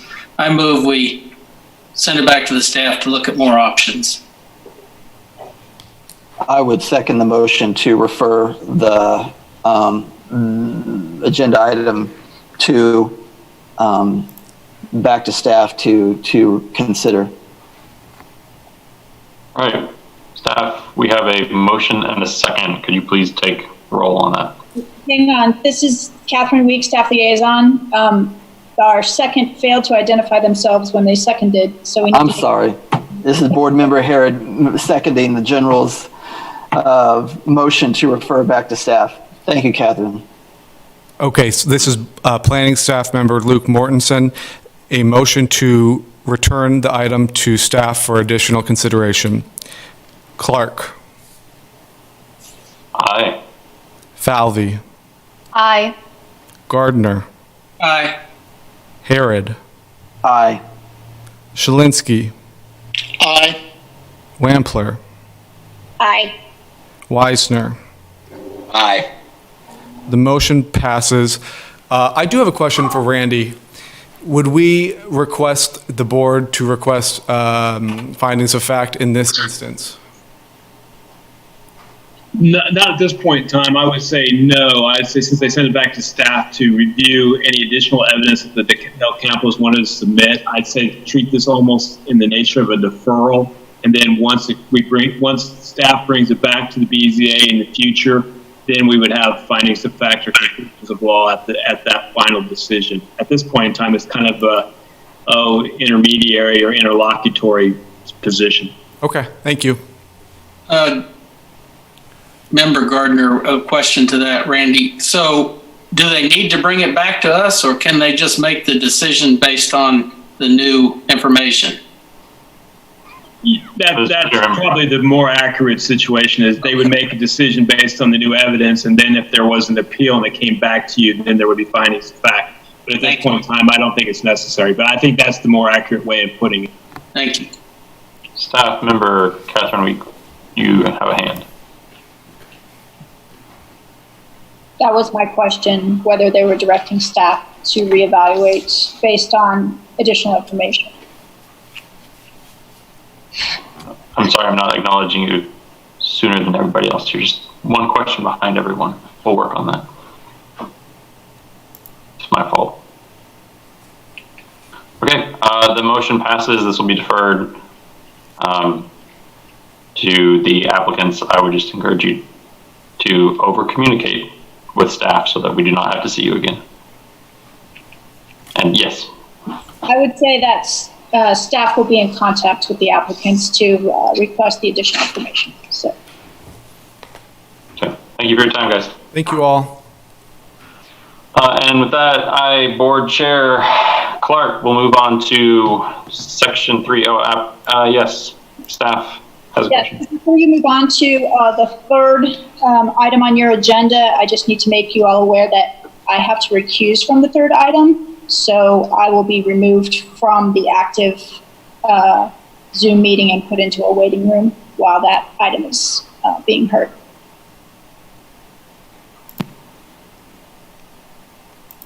All right, then we've effectively jettisoned our staff liaison, and now we will hear number 3. As Mr. Clark just noted, item number 3 tonight is a request that actually includes 2 variance requests for an existing light equipment sales and rental use located on a collection of parcels west of Iowa Street and between West 29th Terrace and West 28th Terrace. And I'll quick explain. Light equipment sales and rental is our code-defined use for auto dealership. The first code section that the applicant is seeking a variance from is section 20-1103 D3 Roman numeral 1, which regulates the parking area setbacks for properties within non-residential zoning districts. The applicant is seeking a reduction of 15 feet to 0 feet for approximately 263 feet of frontage along the Iowa Street frontage road at the parcel currently addressed as 2112 West 29th Terrace. The second code section that the applicant is seeking a variance from is section 20-908C, which expresses standards related to outdoor lighting, specifically the maximum amount of spillover light allowed at the property line adjacent to the public right-of-way. The applicant is seeking to increase the amount of spillover light from a code standard of 3-foot candles to 16.5-foot candles. This request is for the entire eastern frontage of the subject property, which is approximately 493 feet along the Iowa Street frontage road between West 29th Terrace and West 28th Terrace. The applicant is currently working with Planning and Development Services staff on a number of other applications. There is a minor subdivision replat to combine the existing parcels into one lot. Additionally, there is a major site plan development project to connect the existing structures on the northern half of the subject property. And this same major site plan also proposes to demolish the existing property addressed as 2112 West 29th Terrace and replace with a parking and vehicle display area. The proposed minor subdivision replat, major site plan, and any associated building permits are administrative processes that do not require Planning Commission or City Commission approval. I'll walk the board through both requests as if they were separate requests to reduce any confusion. I'll start by going through the 5 criteria for the setback variance request. The first criteria focuses on unique conditions caused by platting or zoning and are not created by the property owner or applicant. The physical conditions of the subject property are not unique and can be found in the same zone or district. The presence of the frontage road is not unique. The Iowa Street frontage road exists on both sides of Iowa Street between 27th Street and approximately 29th Terrace. There is green space on either the west or east side of the frontage road throughout this area. The subject property is no farther from Iowa Street than any other property along the west side of Iowa Street between 27th Street and West 29th Terrace. This is a variance request based in the desire for a specific design and a desire to place a business's products as close to the right-of-way as possible. Requiring the applicant to adhere to the code-required 15-foot parking setback will not restrict his ability to establish a vehicle display area or continue to operate a light equipment sales rental use. This request is the direct result of the applicant's actions. The applicant has initiated the minor subdivision replat to create one single lot. The applicant has initiated the major site plan to demolish an existing structure. After those steps are taken, the site will be generally square and developable. A separate site plan was approved in 2019 to develop a single-row vehicle display area on former KDOT right-of-way between the Iowa Street frontage road and Iowa Street. If the applicant is concerned that vehicle traffic along Iowa Street will not be able to see the proposed display area at 2112 West 29th Terrace, he may reconsider the display area in the former KDOT right-of-way. Placing another display area that will block the view of a proposed display area is an action initiated by the applicant. The second criteria focuses on the rights of adjacent property owners and residents. In staff's opinion, reducing the required setback for a parking area in the CS Commercial Strip District will not adversely affect the rights of property owners. The subject property is surrounded by light equipment sales and rental and light equipment repair uses to the north, south, east, and west. A reduced parking area setback will not restrict or remove the rights of adjacent property owners to continue to operate their code-compliant uses. The third criteria determines if the provisions of this chapter constitute an unnecessary hardship upon the property owner. I'll remind the board of the definition of an unnecessary hardship, which is expressed in section 20-1701 of the code. An unnecessary hardship is the condition resulting from application of these regulations when viewing the property in its environment that is so unreasonable as to become an arbitrary and capricious interference with the basic right of property ownership, or convincing proof exists that it is impossible to use the property for a conforming use, or sufficient factors exist to constitute a hardship that would in effect deprive the owner of their property without compensation. Mere financial loss or the loss of a potential financial advantage does not constitute an unnecessary hardship. Staff does not believe that requiring the applicant to comply with the 15-foot setback will interfere with the owner's basic right of property ownership. The subject property has operated as a light equipment sales rental use for over 4 decades. Its continued existence and operation is proof that the site can be operated as a conforming use. The required setback may be a design hardship for the applicant, but it will not restrict his ability to operate this site. In fact, the applicant has submitted a site plan to planning staff that includes the 15-foot setback. That can be achieved. The fourth criteria determines if the proposed variance will adversely affect the public health, safety, morals, order, convenience, prosperity, or general welfare.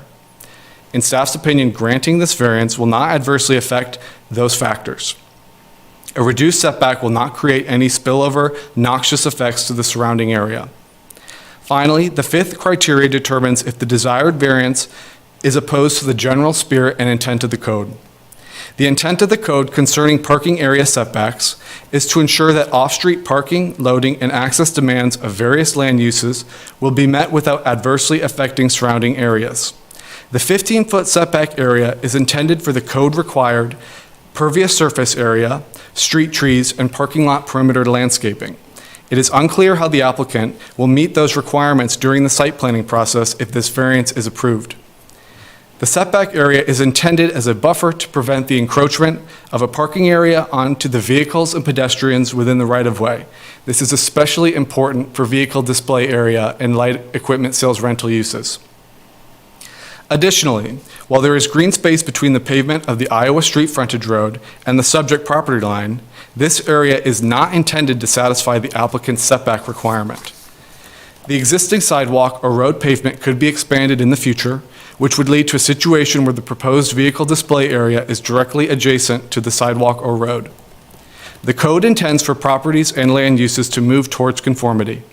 The scraping of 2112 West 29th Street from its site is an opportunity to bring the site into compliance and move the larger South Iowa area, specifically the light equipment sales and rental uses, more towards setback conformity.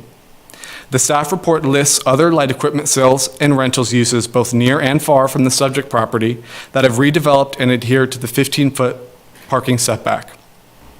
Staff's analysis finds that the applicant's request for the reduced parking area setback does not satisfy the 5 conditions set forth in section 20-1309 of the code.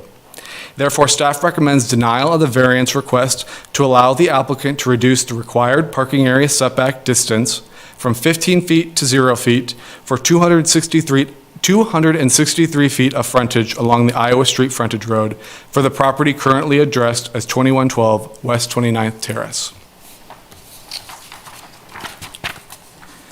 The second request, as stated earlier, is a variance from Section 20-1103 of the code to increase the amount of spillover light at the property line along the public right-of-way from 3-foot candles to 16.5-foot candles. Unlike the previously discussed variance request, this request is applied to the entire eastern frontage of the subject property from West 28th Terrace to West 29th Terrace. As described earlier, the physical conditions of this site are not unique and can be found in the same zone and district. While the Iowa Street right-of-way is wider than other rights-of-way in Lawrence, the subject property is not the only commercial use seeking the attention of passing vehicle and pedestrian traffic. Every commercial use along Iowa Street is subject to the spillover light requirements. This includes the properties to the north of the subject property that are all the same distance from Iowa Street. This code section does not restrict the applicant's ability to light his site. It just restricts his ability to light the site to a point that is greater than 15 times the code-required 3-foot candles within the public right-of-way. As described above, the applicant has initiated the minor subdivision and site planning processes for the subject property. It is the applicant's desire, based in design, that is the impetus of this variance request. While there is no street lighting along this portion of the Iowa Street frontage road, that condition is not unique. City of Lawrence Municipal Services and Operations Department policy is that only streets designated as arterials and some intersections of local streets are lit via street lights. Iowa Street is lit as it is an arterial. The Iowa Street frontage road is not lit as it is a local street. Staff believes the proposed variance from the spillover light restrictions will not adversely affect the rights of adjacent property owners or residents. Excess spillover light will not restrict those adjacent property owners from continuing to operate their code-compliant uses. Additionally, the surrounding properties are commercially zoned. There are no residential dwelling units that would be adversely affected by the excess spillover light. Again, criteria 3 discusses unnecessary hardships. Staff does not believe that requiring the applicant to conform to the code's lighting standards constitutes an unnecessary hardship. Commercial businesses and land uses across the city maintain successful outdoor sales and display areas alongside code-compliant photometric plans. The applicant's continued use of the property as a code-compliant use will not be solely reliant on achieving a level of illumination that is not allowed by our code. It is possible that a variance from the lighting standards would not even be required if the applicant adhered to the required 15-foot setback. That 15-foot setback area provides room for that 16.5-foot candles worth of light to naturally diffuse down to 3 or fewer foot candles along the public right-of-way.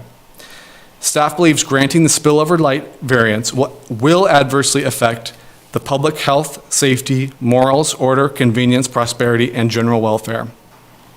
When paired with the spillover light variance that was approved in 2019 for the former KDOT right-of-way, there may be so much spillover light in the right-of-way that it becomes a nuisance or distraction for adjacent property owners or drivers. Allowing more spillover light into the right-of-way is counterproductive to the community's goals of eliminating light glare and spillover on vehicle operators, pedestrians, and nearby land uses. The intent of the code with regards to outdoor lighting is to eliminate spillover light and light glare on those users. Safety considerations are a primary basis for these regulations, especially the safety of pedestrian and motor vehicle traffic. It is not the spirit or intent of the code for private properties and land uses to be lighting the public street right-of-way. This is a duty charged solely to the City of Lawrence Municipal Services and Operations Department, which has its own lighting standards alongside the Kansas Department of Transportation. Finally, it is not the intent of the code to increase the non-conforming elements of a property. The former KDOT right-of-way has already received a spillover lighting variance. The intent of the code is to achieve, or at the very least, move towards conformity, not to increase the number of nonconformities. To conclude, staff's analysis of the applicant's request to increase the amount of spillover light finds that the request does not satisfy the 5 conditions set forth in Section 20-1309 of the Land Development Code. Therefore, staff recommends denial of the variance to exceed the maximum amount of spillover light on the public right-of-way in a non-residential zoning district from 3-foot candles to 16.5-foot candles for the 493 feet of frontage along the Iowa Street frontage road for the properties addressed as 2112 West 29th Terrace and 2851 Iowa Street. And with that, I wrap up my staff report. The applicants are here tonight and I believe are willing to speak too. Chairman Clark, thanking staff for that presentation. Does anyone on the board have any questions for staff at this time?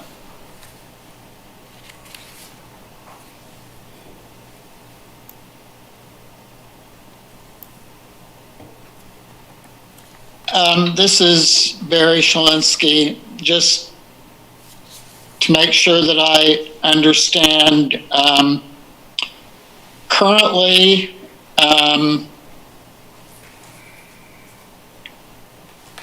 the property owner is able to use a portion of the green space between the frontage road and the street for display. Is that what I heard? Correct. This is planning staff member Luke Mortensen. I'm not sure if it's the same property owner. I know this property went through a change of ownership recently. But in 2019, a site plan was approved administratively for a single row vehicle display area with the headlights facing towards Iowa Street. There was a variance for the lighting spillover, same portion of the code for that area, also in 2019. Thank you.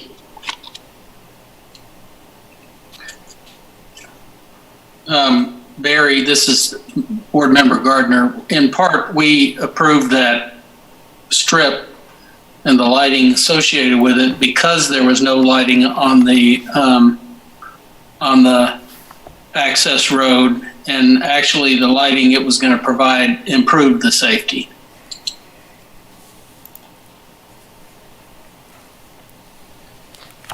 My response to that would just be speaking to Municipal Service and Operations Department staff during this review and writing this code, or writing of this staff report. They reiterated to me that their policy is not to light local streets. Some intersections of local streets are lit.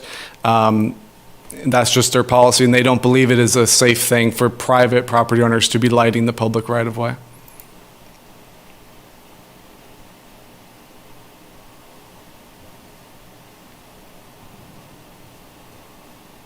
Any other questions for staff? Seeing none, at this time we'd appreciate hearing from the applicant. Good evening, Paul Werner with Paul Werner Architects. I'm joined by the owner, Greg Maurer, Letitia Cole from my office, and Matthew Goff as well. So I'm sure I'm going to miss something, and they can chime in here at the end, and or we will get your questions answered. Big picture, Honda's requiring a new building.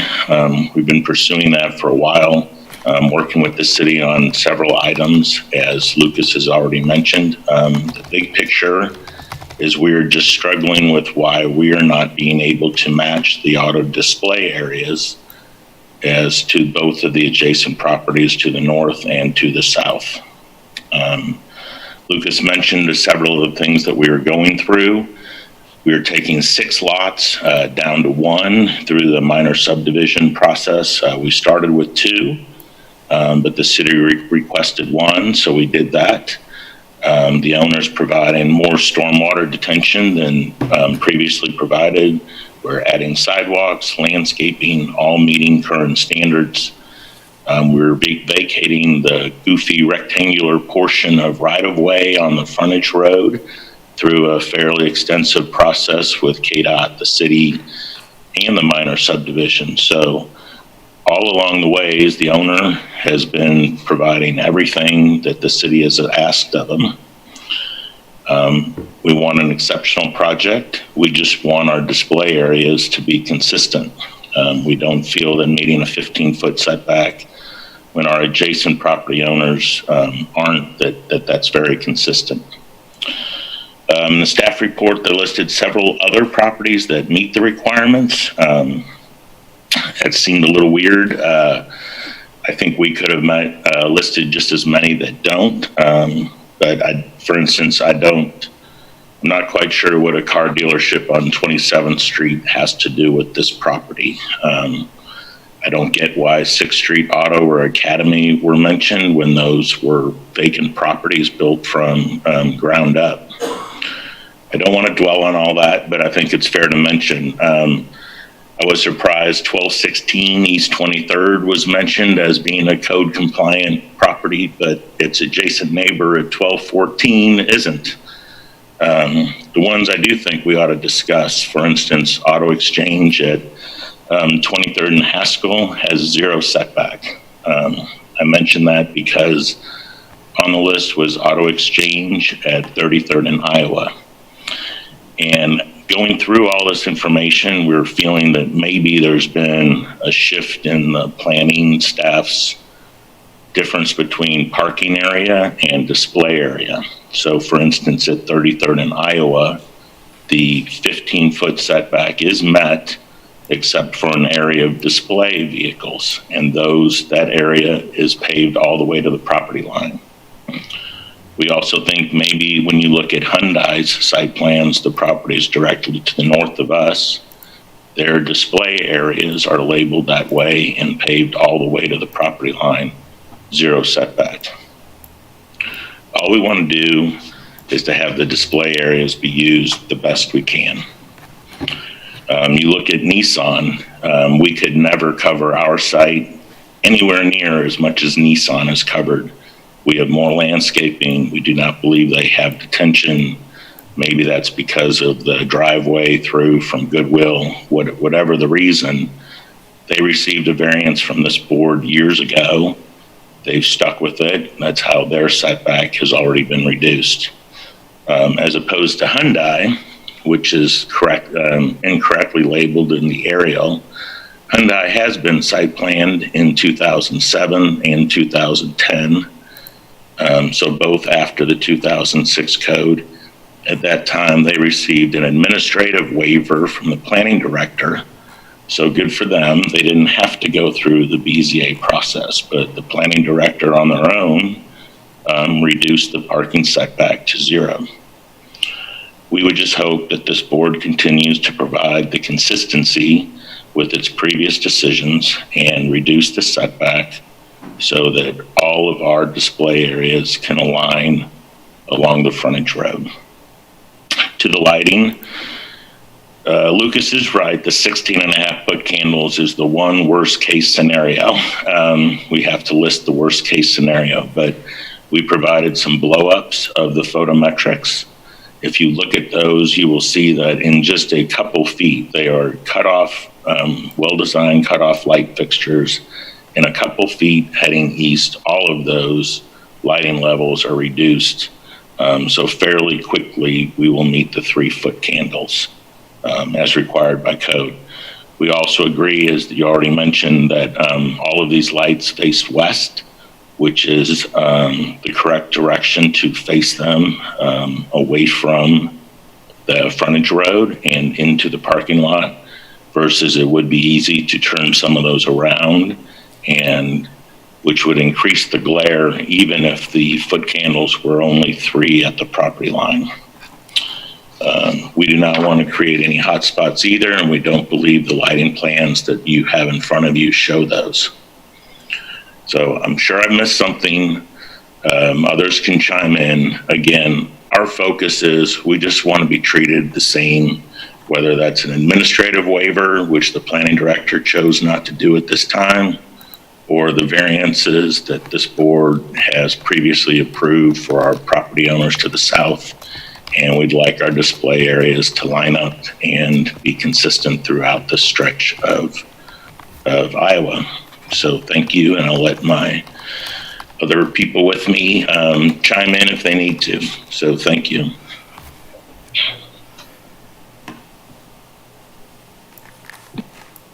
Commissioners, this is Matt Goff. Can you hear me okay?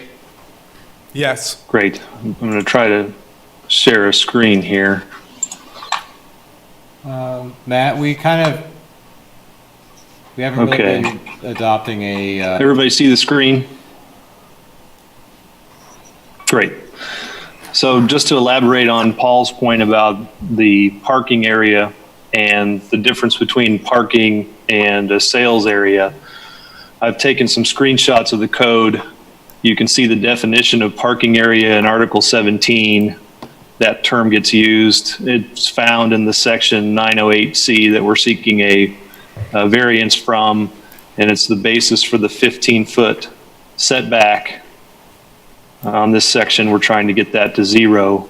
But the interesting thing to me is that in 2 sections later in 20-910, it clarifies that when we're talking about the parking and the loading areas that you're required to have by code, those areas cannot be used for sales of goods, display or sales of goods.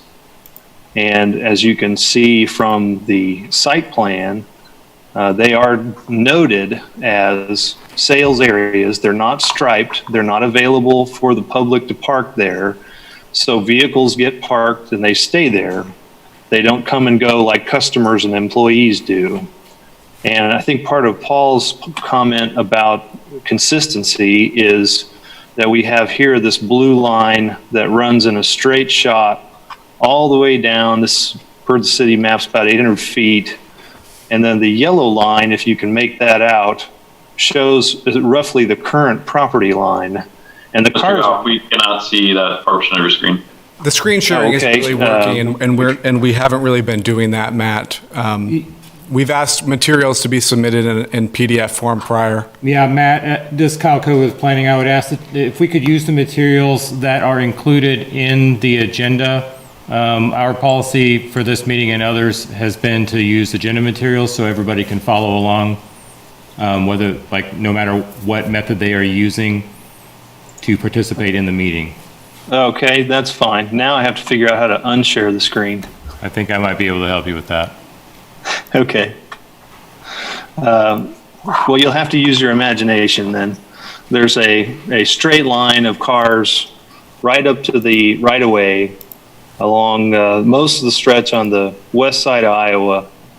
And the little dog ear that you see in front of the area in question pretty much follows the property line right now. So when this plat gets filed and the property line gets straightened out, we're trying to bring the cars to that line, which is exactly like everything else to the north and south.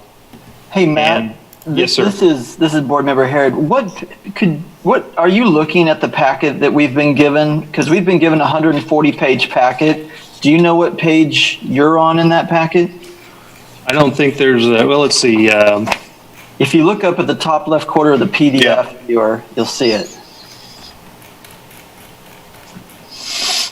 Why don't you try page 79 of 106? That's the pagination on the paper copy. Maybe page 15 of this item, if you can get to that point. Page 15. It is an aerial photograph.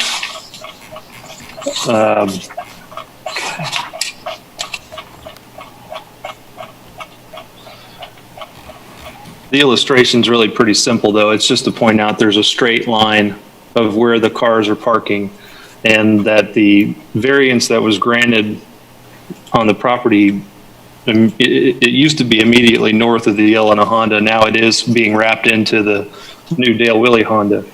Has a variance. So 2 years ago or so, 2 or 3, maybe it was actually 2016, the variance was sought. It was opposed by staff for many of the same reasons as this one is.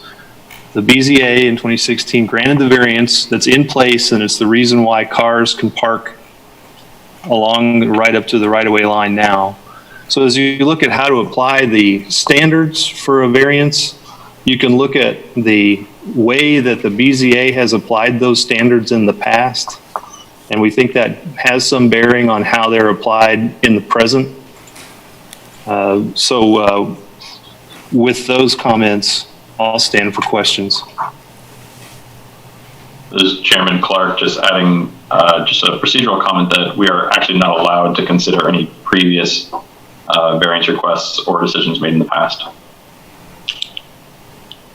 This is Member Shalinsky. My question is on the current Honda property, what is the setback that is currently in existence? And then on the property immediately to the north, in other words, the property that starts at 28th Terrace, what is the setback there that is currently in existence? This is Paul Werner Architects. So Hyundai north of 28th Terrace is 0. No. I'm talking about the portion of the parcel that starts at 28th Terrace and goes south to the current Honda property.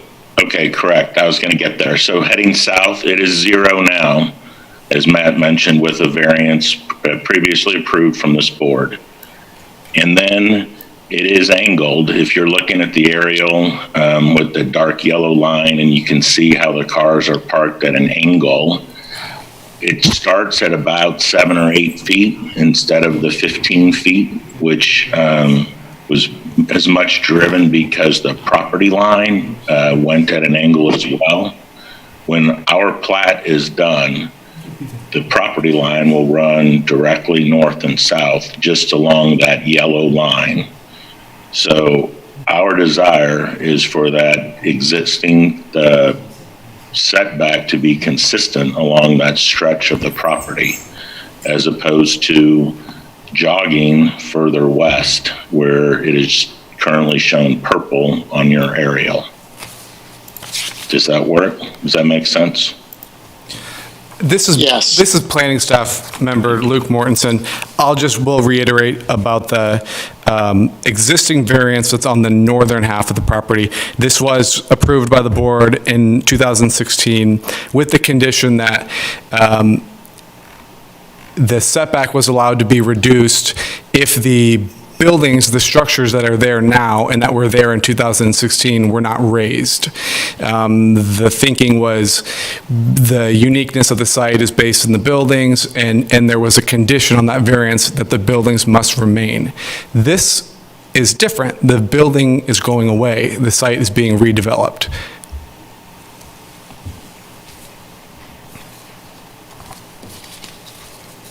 Can I ask a question? Bethany Falvey. Member, I have a question about I'm looking at the colored aerial with the approval from 2019 in green. So that's display area that's been approved, correct? Correct. That was an administrative waiver by the previous planning director who did not make the determination and not grant a waiver on this case. So I can't speak to the former planning director's decision to make those administrative waivers.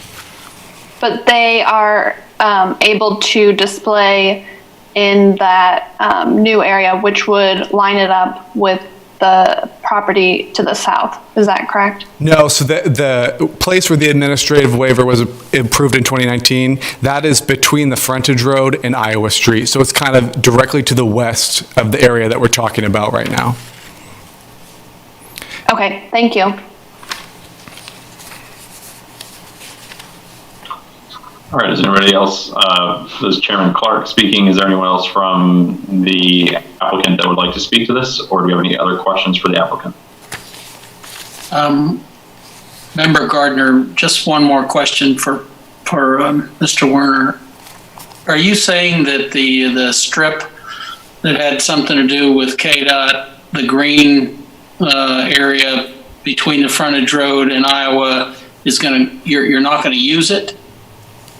No, it's sorry, Commissioner. It's a little hard to see. It'd be the northeast area of the purple where it says subject property, and the reason, while the parking is shown at an angle now, there's actually an encroachment of KDOT right-of-way that goes into Mr. Mauer's property, that through the help of the city and KDOT and a desire to clean up that kind of oddball little notch in the property, all of that is being cleaned up so that the property will follow that dark yellow line on the east side. It's completely separate than the property to the east. Okay, that makes sense to me, but are you using the property to the east or is somebody else using it? Honda is using the property to the east. And I'm sorry, I don't know which, dealer is where. Is Honda the red one? No, it's Honda. This is Greg's property. He will be using that as well. Honda is the purple and the subject property. Correct. Okay, so he will be using the strip as well as the property in purple. Okay. He will, correct. All right, thank you.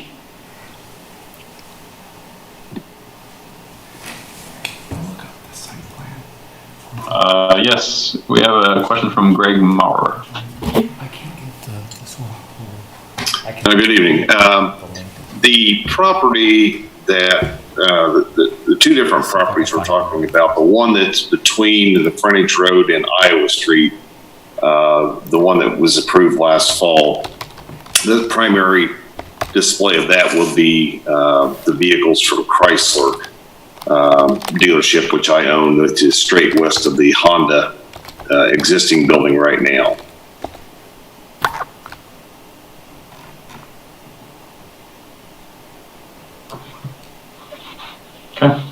Okay, so it's both the green spots that belong to each other then. Is that correct? That's Member Gardner, I'm sorry. Yes, there's two properties I acquired. The one sliver that's kind of diagonal right in front of the existing Honda, and then the other property, which is on the other side of the frontage road next to Iowa Street. Right.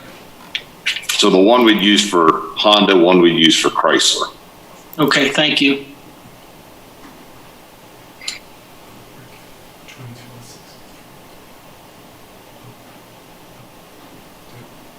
All right, Chairman Clark, seeing no more questions from the applicant or comments from the applicant, at this point we would move to open the public portion of the hearing.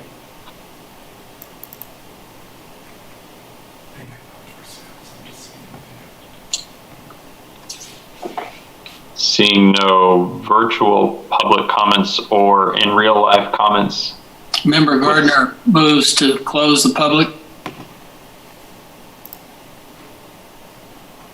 Second. Shalinsky would second that. Okay, I will call roll on a motion to close public comment. Oh, I'm sorry, I was muted. I will call roll on a motion to close public comment. Clark? Aye. Falvey? Aye. Gardner? Aye. Harrod? Aye. Shalinsky? Aye. Wampler? Aye. Weisner? Aye. Motion to close public comment carries.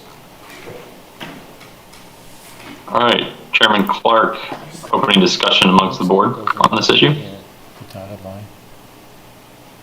It doesn't look like it falls. But there's also, it looks like a fence or some kind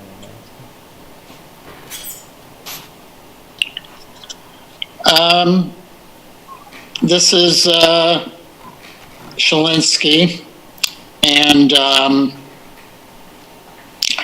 I guess I would have basically two observations.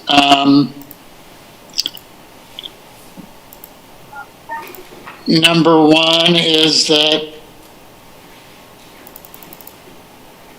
the desire stated seems to be that the property owner would like to use the property in like manner of other property owners in the area who were granted variances. Number one, we've been told that that's not a factor that we should consider.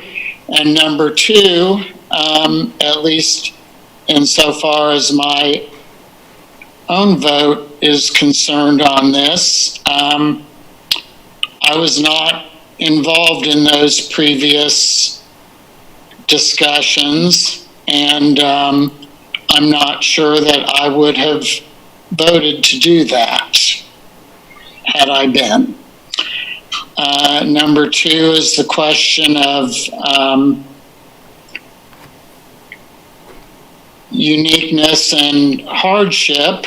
And while yes, it would probably be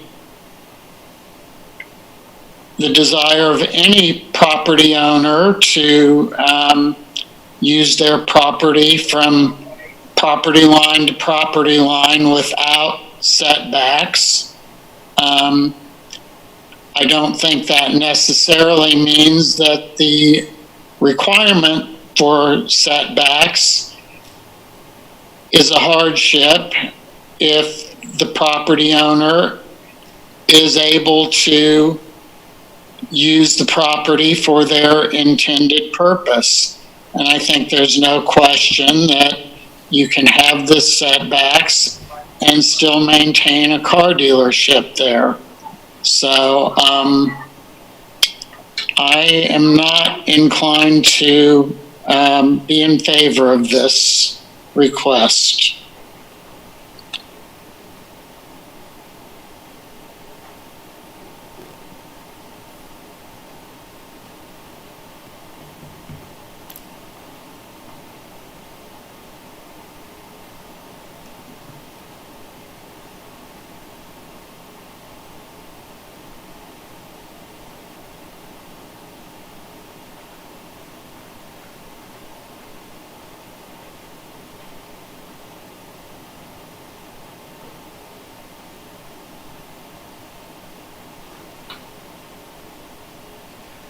Chairman Clark asking for any other input from the board. Chairman Clark, may I, this is planning staff Luke Mortensen, may I speak quickly? Please do. Yeah, I just want to address one of the comments that the applicant made. That longer list of example of compliant examples that we listed, and I may have listed auto exchange incorrectly. That's possible. I think we were using Google Maps with our staff, our GIS tools, and so it's possible that a name got wrong. We were focused on addresses. But we selected those because most of them were similar in that they were in the commercial strip zoning district, so the same zoning district.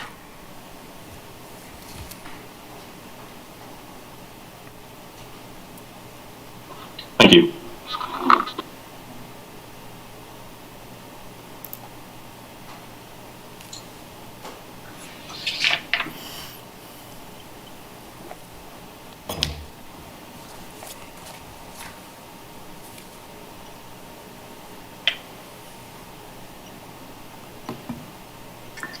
Bethany Falvey, member, I have a question. Do we need to make two separate motions because there are two variances? Planning staff Luke Mortensen, that would be helpful.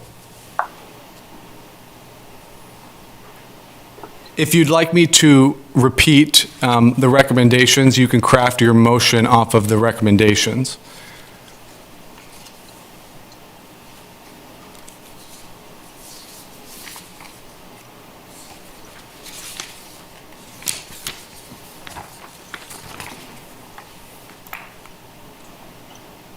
Yes, this is Bethany. Can you repeat those for us, please? Yes.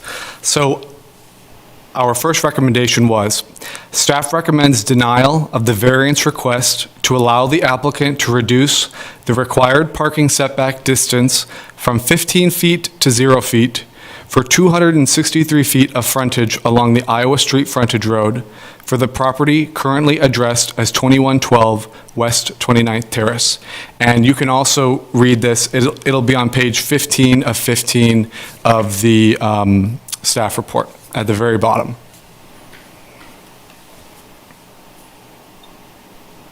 And the second recommendation was staff recommends denial of the variance request to the applicant to exceed the maximum amount of spillover light on the public right-of-way in a non-residential zoning district from 3-foot candles to 16.5-foot candles for the 493 feet of frontage along the Iowa Street frontage road for the properties currently addressed as 2112 West 29th Terrace and 2851 Iowa Street.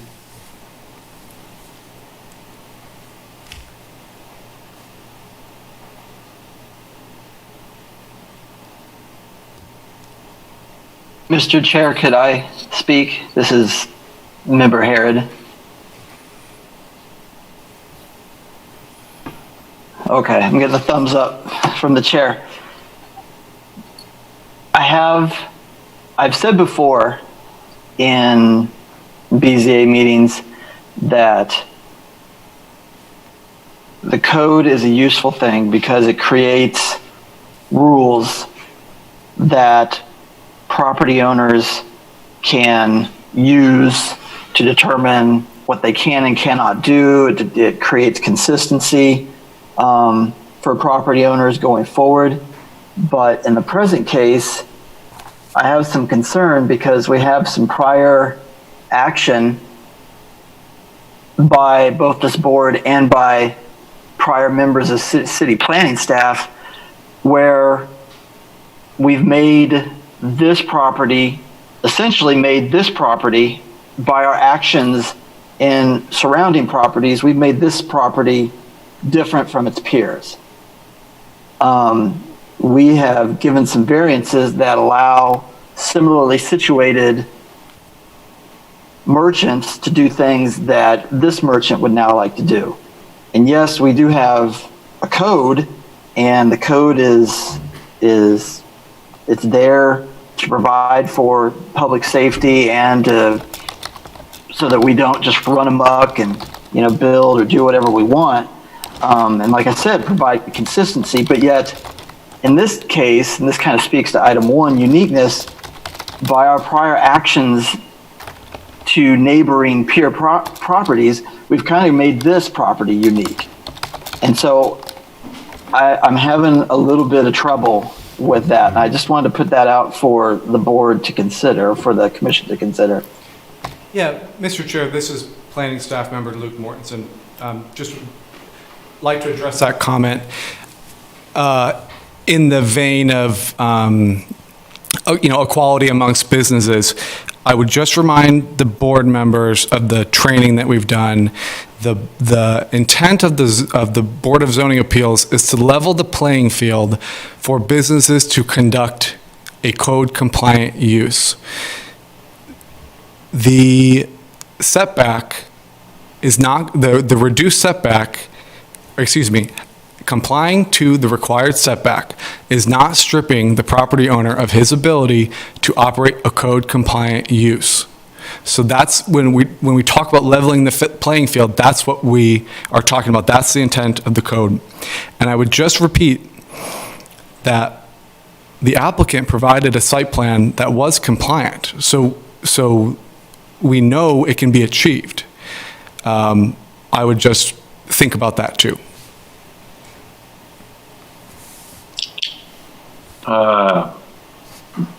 We have a question from the applicant, Mr. Goff. Thank you, Chairperson. I just want to respond a little bit to that. I want to point out that the public comment period has expired, and I just don't like the fact that every time there's a statement made, the staff feels like they can interject without being called upon. And I appreciate the chance to rebut that. And there's been several statements made about we're supposed to ignore prior decisions. I think what that means is that they're not binding on you, but you have every right to take prior decisions into account. I don't think the instructions are anywhere in the code that you're to ignore prior decisions. But in your case, Chair, you happen to vote against that variance. So if you want to forget what you did last time, that'd be all right with me. Thank you. It's Member Gardner. It isn't ignoring the former decisions. It's that the BZP has to make the decisions based on the 5 conditions. And so you have to find all 5 of those in each case. And that's why it's kind of, you can't depend on precedents kind of a thing. This is Chairman Clark. Then, seeing kind of a stall in conversation, I would just toss out to the room that maybe we should go down the list of the 5 conditions and talk through those one by one and get a feel for how things are going in the room. Would that be acceptable to the other board members? Yes. Yes, I think we should probably do it with respect to each of the 2 variances. I don't know if we wanted to take the setback first and then the lighting, or if we wanted to do condition 1 first and apply it to both, but let's have an idea of what our sense of organization is. Member Gardner, if you take the setback first, then the lighting becomes moot if the setback is approved. Chairman Clark agreeing with that statement. So I'm going to use staff's report, and we're going to start. This is specifically on the first variance request for the setback reduction from 15 feet to 0. And the first requirement that we have to talk about is number 1, the variance request arises from such conditions that are unique to the property in question, not ordinarily found in the same zone or district, and are not created by an action or actions of the property owner or applicant. And I believe Board Member Harrod had some thoughts on that specifically. That was the one you were addressing, I believe. Yes, it was. Yes. I don't know that I need to add to it. I've looked at it perhaps through a little different lens than staff did.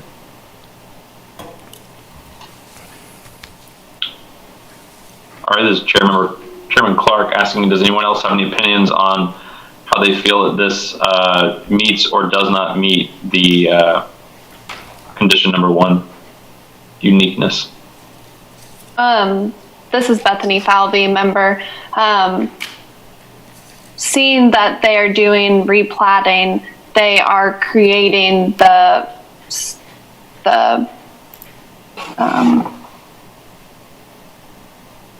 situation they're in now by doing some replatting.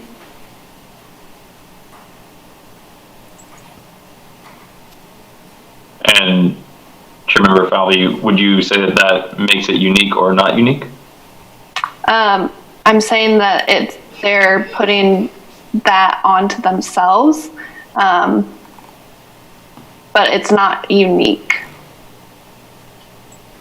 This is Chairman Clark reiterating what I believe Chairman Falvey is saying, that she would say it does not meet the first condition because it is being created by an action of the applicant. That's correct. Okay.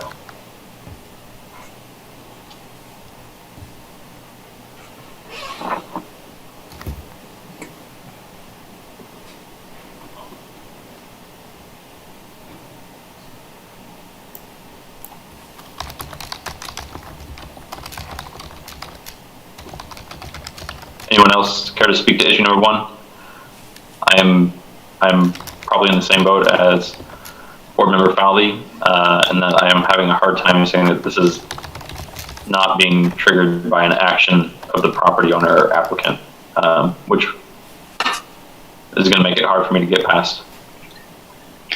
Board Member Gardner. Sorry. Go ahead, Barry. Sorry. Yeah, this is Member Shalinsky, and I guess regardless of the action of the property owner, the property itself, I don't see as being unique. There's a lot of property with this zoning and with this use in this area along a stretch of road with a frontage road between the major arterial and the property. So I'm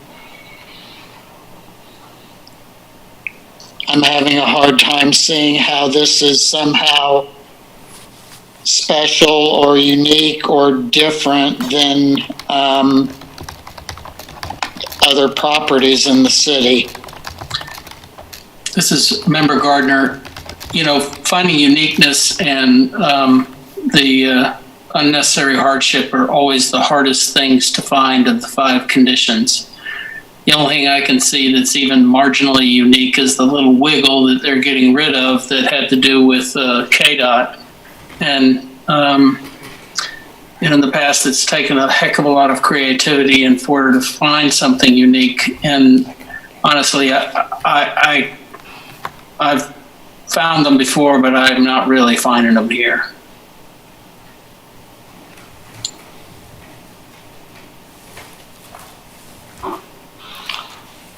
This is Chairman Clark speaking. That's feels like enough of a gauge of room on the temperature. I feel like at this point, we might be able to make a motion and see how that flies. Would anybody like to make that motion?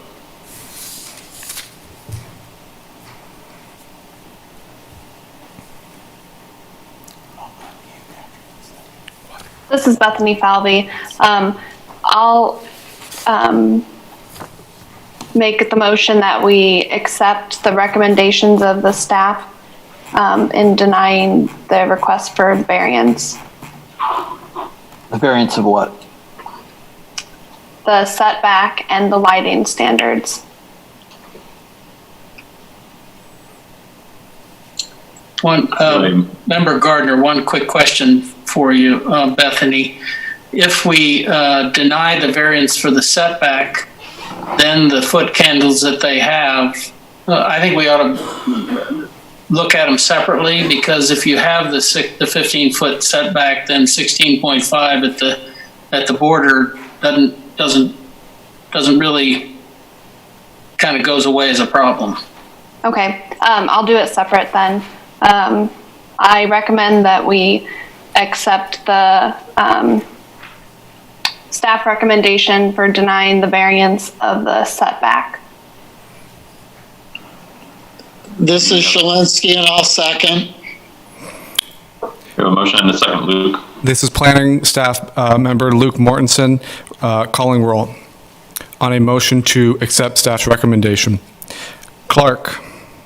Aye. Falvey. Aye. Gardner.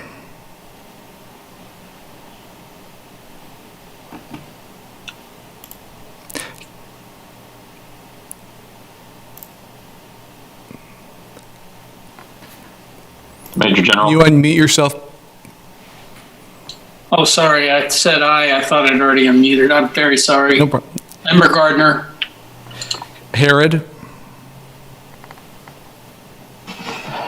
Nay.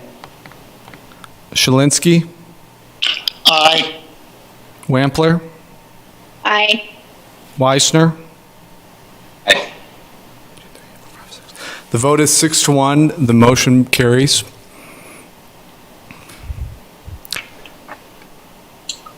Randy, should we go ahead and vote on the second one?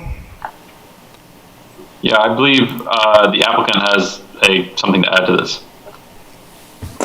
Thank you, Chairman. You are correct. If we meet this 15-foot setback along the south side of the property, the line takes care of itself. Where it doesn't take care of itself is along the north, where the board's already approved the 0 setback. So we will, it's not as great as 16.5. I don't have those exact numbers. We'd have to look at the photometric plan. But we would still need the slight lighting variance on the north side of our property where the parking setback is 0. There's also more room at the frontage road right there, and those lights do face towards the building facing west, which we think are all the right direction. So those are 2 different conditions, but you are correct. On the south side, it gets taken care of automatically. On the north, we would still need your consideration. Thank you. Then for, I guess, for the applicant, could you explicitly state, I know we're not, this is a question for staff that the Chairman Clark is asking, are we allowed to modify the request mid-item like this? You can modify the request to a point that it goes down from what they asked. Randy, would you see this as an appropriate direction down if they reduce the amount of frontage? Can you unmute yourself, please? Kyle Kobe with Planning. Randy, I'm sorry, I'm unable to unmute people on my end for some reason. Hello. All right, this is Randy Larkin, Deputy City Attorney. Yes, I believe it's within the purview of the BZA to reduce it down. I don't think they could increase it beyond what's been requested, but I think that the decision they could make it a little smaller or reduce it to that degree. Chairman Clark, then, if possible, would the applicant be able to restate the request that they would like the board to consider for this evening? I think we would like the board to consider allowing the lighting along the north side of our property where the parking setback is already 0 to be reduced, to 3-foot candles 10 feet from our property line. And looking at the photometrics, I'm sure we can do that.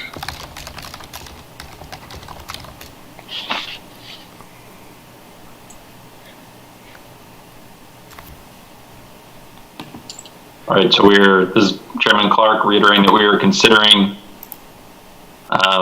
just a reduction on the north edge, changing it to 3-foot candles 10 feet from the property line? Correct. This is Staff Person Luke. I'm not sure if we can, I think we can reduce the 16.5 number, and I think we can apply it to a reduced amount of the frontage. I don't think we can reword the request like that. I think we could reduce from 16.5 to 12, for example. I don't think we could, or maybe I misunderstood. No, Lucas, that works. If we can reduce it 16.5 to 12-foot candles at the property line on only the north section where the parking setback has already been granted, we can work with staff on that.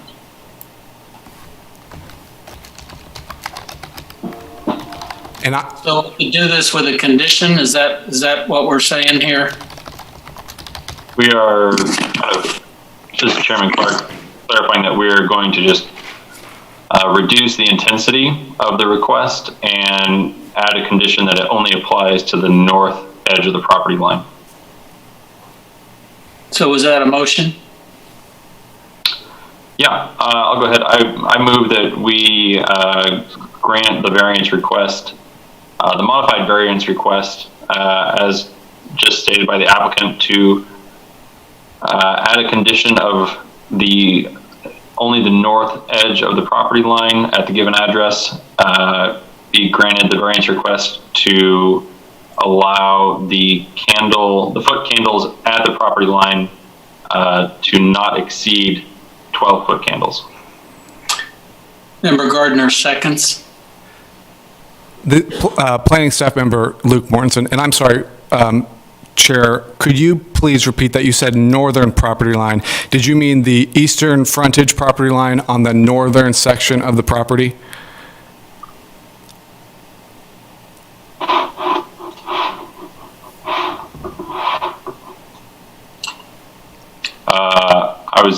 I was relaying the applicant's understanding of just the northern property line. Would it be helpful to phrase it using the current address for the property currently addressed as the eastern frontage of the property currently addressed as blank?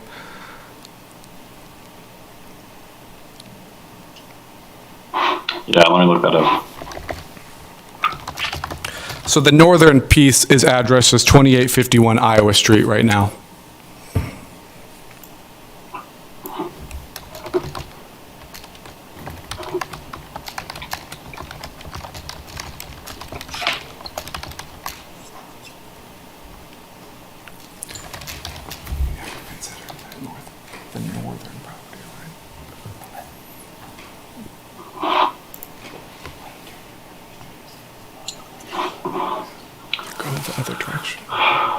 All right, the motion restated is to reduce,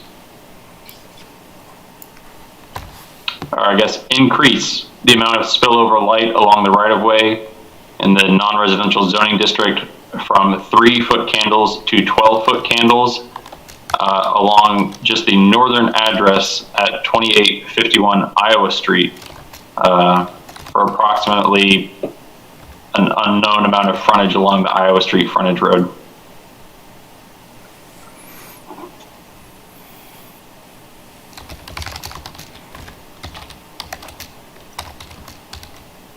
That's my motion. Do I have a second? Member Gardner, second. Planning staff member Luke Mortensen, I'm going to read roll. Clark? Aye. Falvey? Aye. Gardner? Aye. Harrod? Aye. Shalinsky? Aye. Wampler? Aye. Weisner? Aye. The vote is 7-0. The motion carries.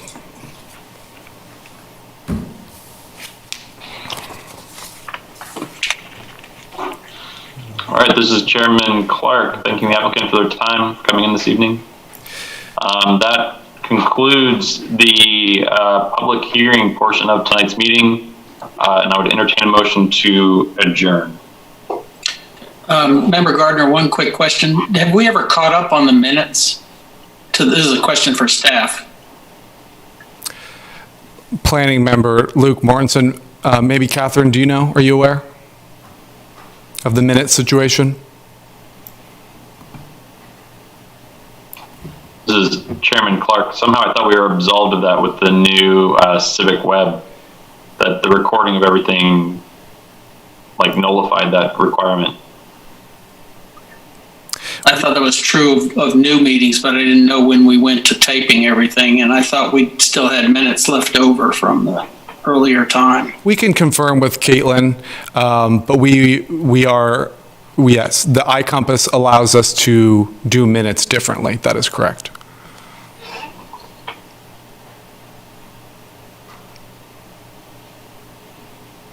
In that case, I'd move to adjourn. Second, Shalinsky. One thing. Sorry. Sorry. Did you call for miscellaneous items? I'm sorry, I did not hear that if you did. I did not. All I have here is just to adjourn. I missed that portion. Is there any other items before the board this evening? So we just have two very brief miscellaneous items.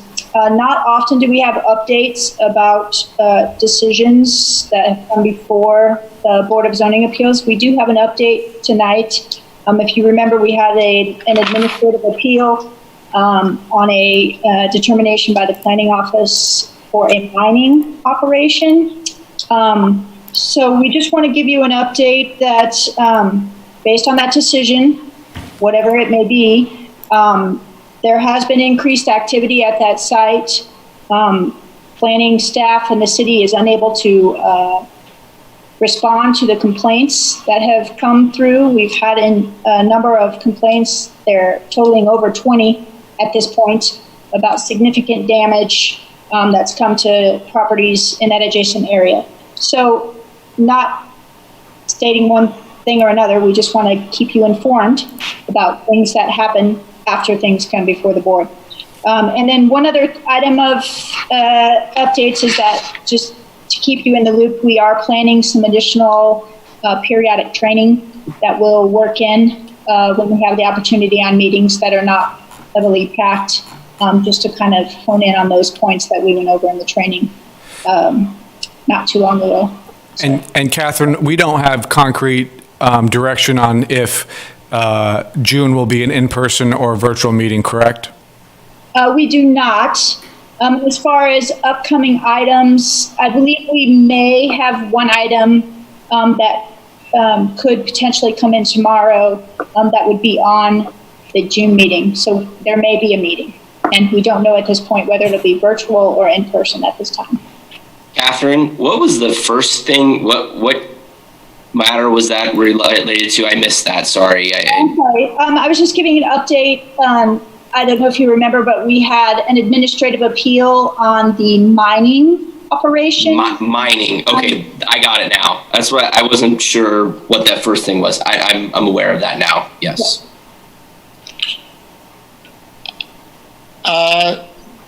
This is Member Shalinsky. For what it's worth, I am all in favor of doing everything by Zoom for the foreseeable future. As long as it's not 3 hours, I'm in agreement.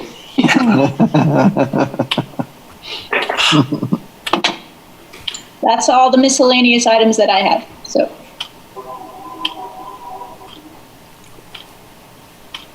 All right, thank you, staff. Chairman Clark, again, asking for anyone that might like to adjourn this evening meeting. Member Gardner, motion to adjourn. I don't know how many times. Yeah, and Shalinsky seconds again. We'll read the final roll, hopefully. Motion to close the meeting. Clark. Aye. Falvey. Aye. Gardner. Aye. Harrod. Aye. Shalinsky. Aye. Wampler. Aye. Weissner. Aye. Motion to close the meeting carries. Thank you all.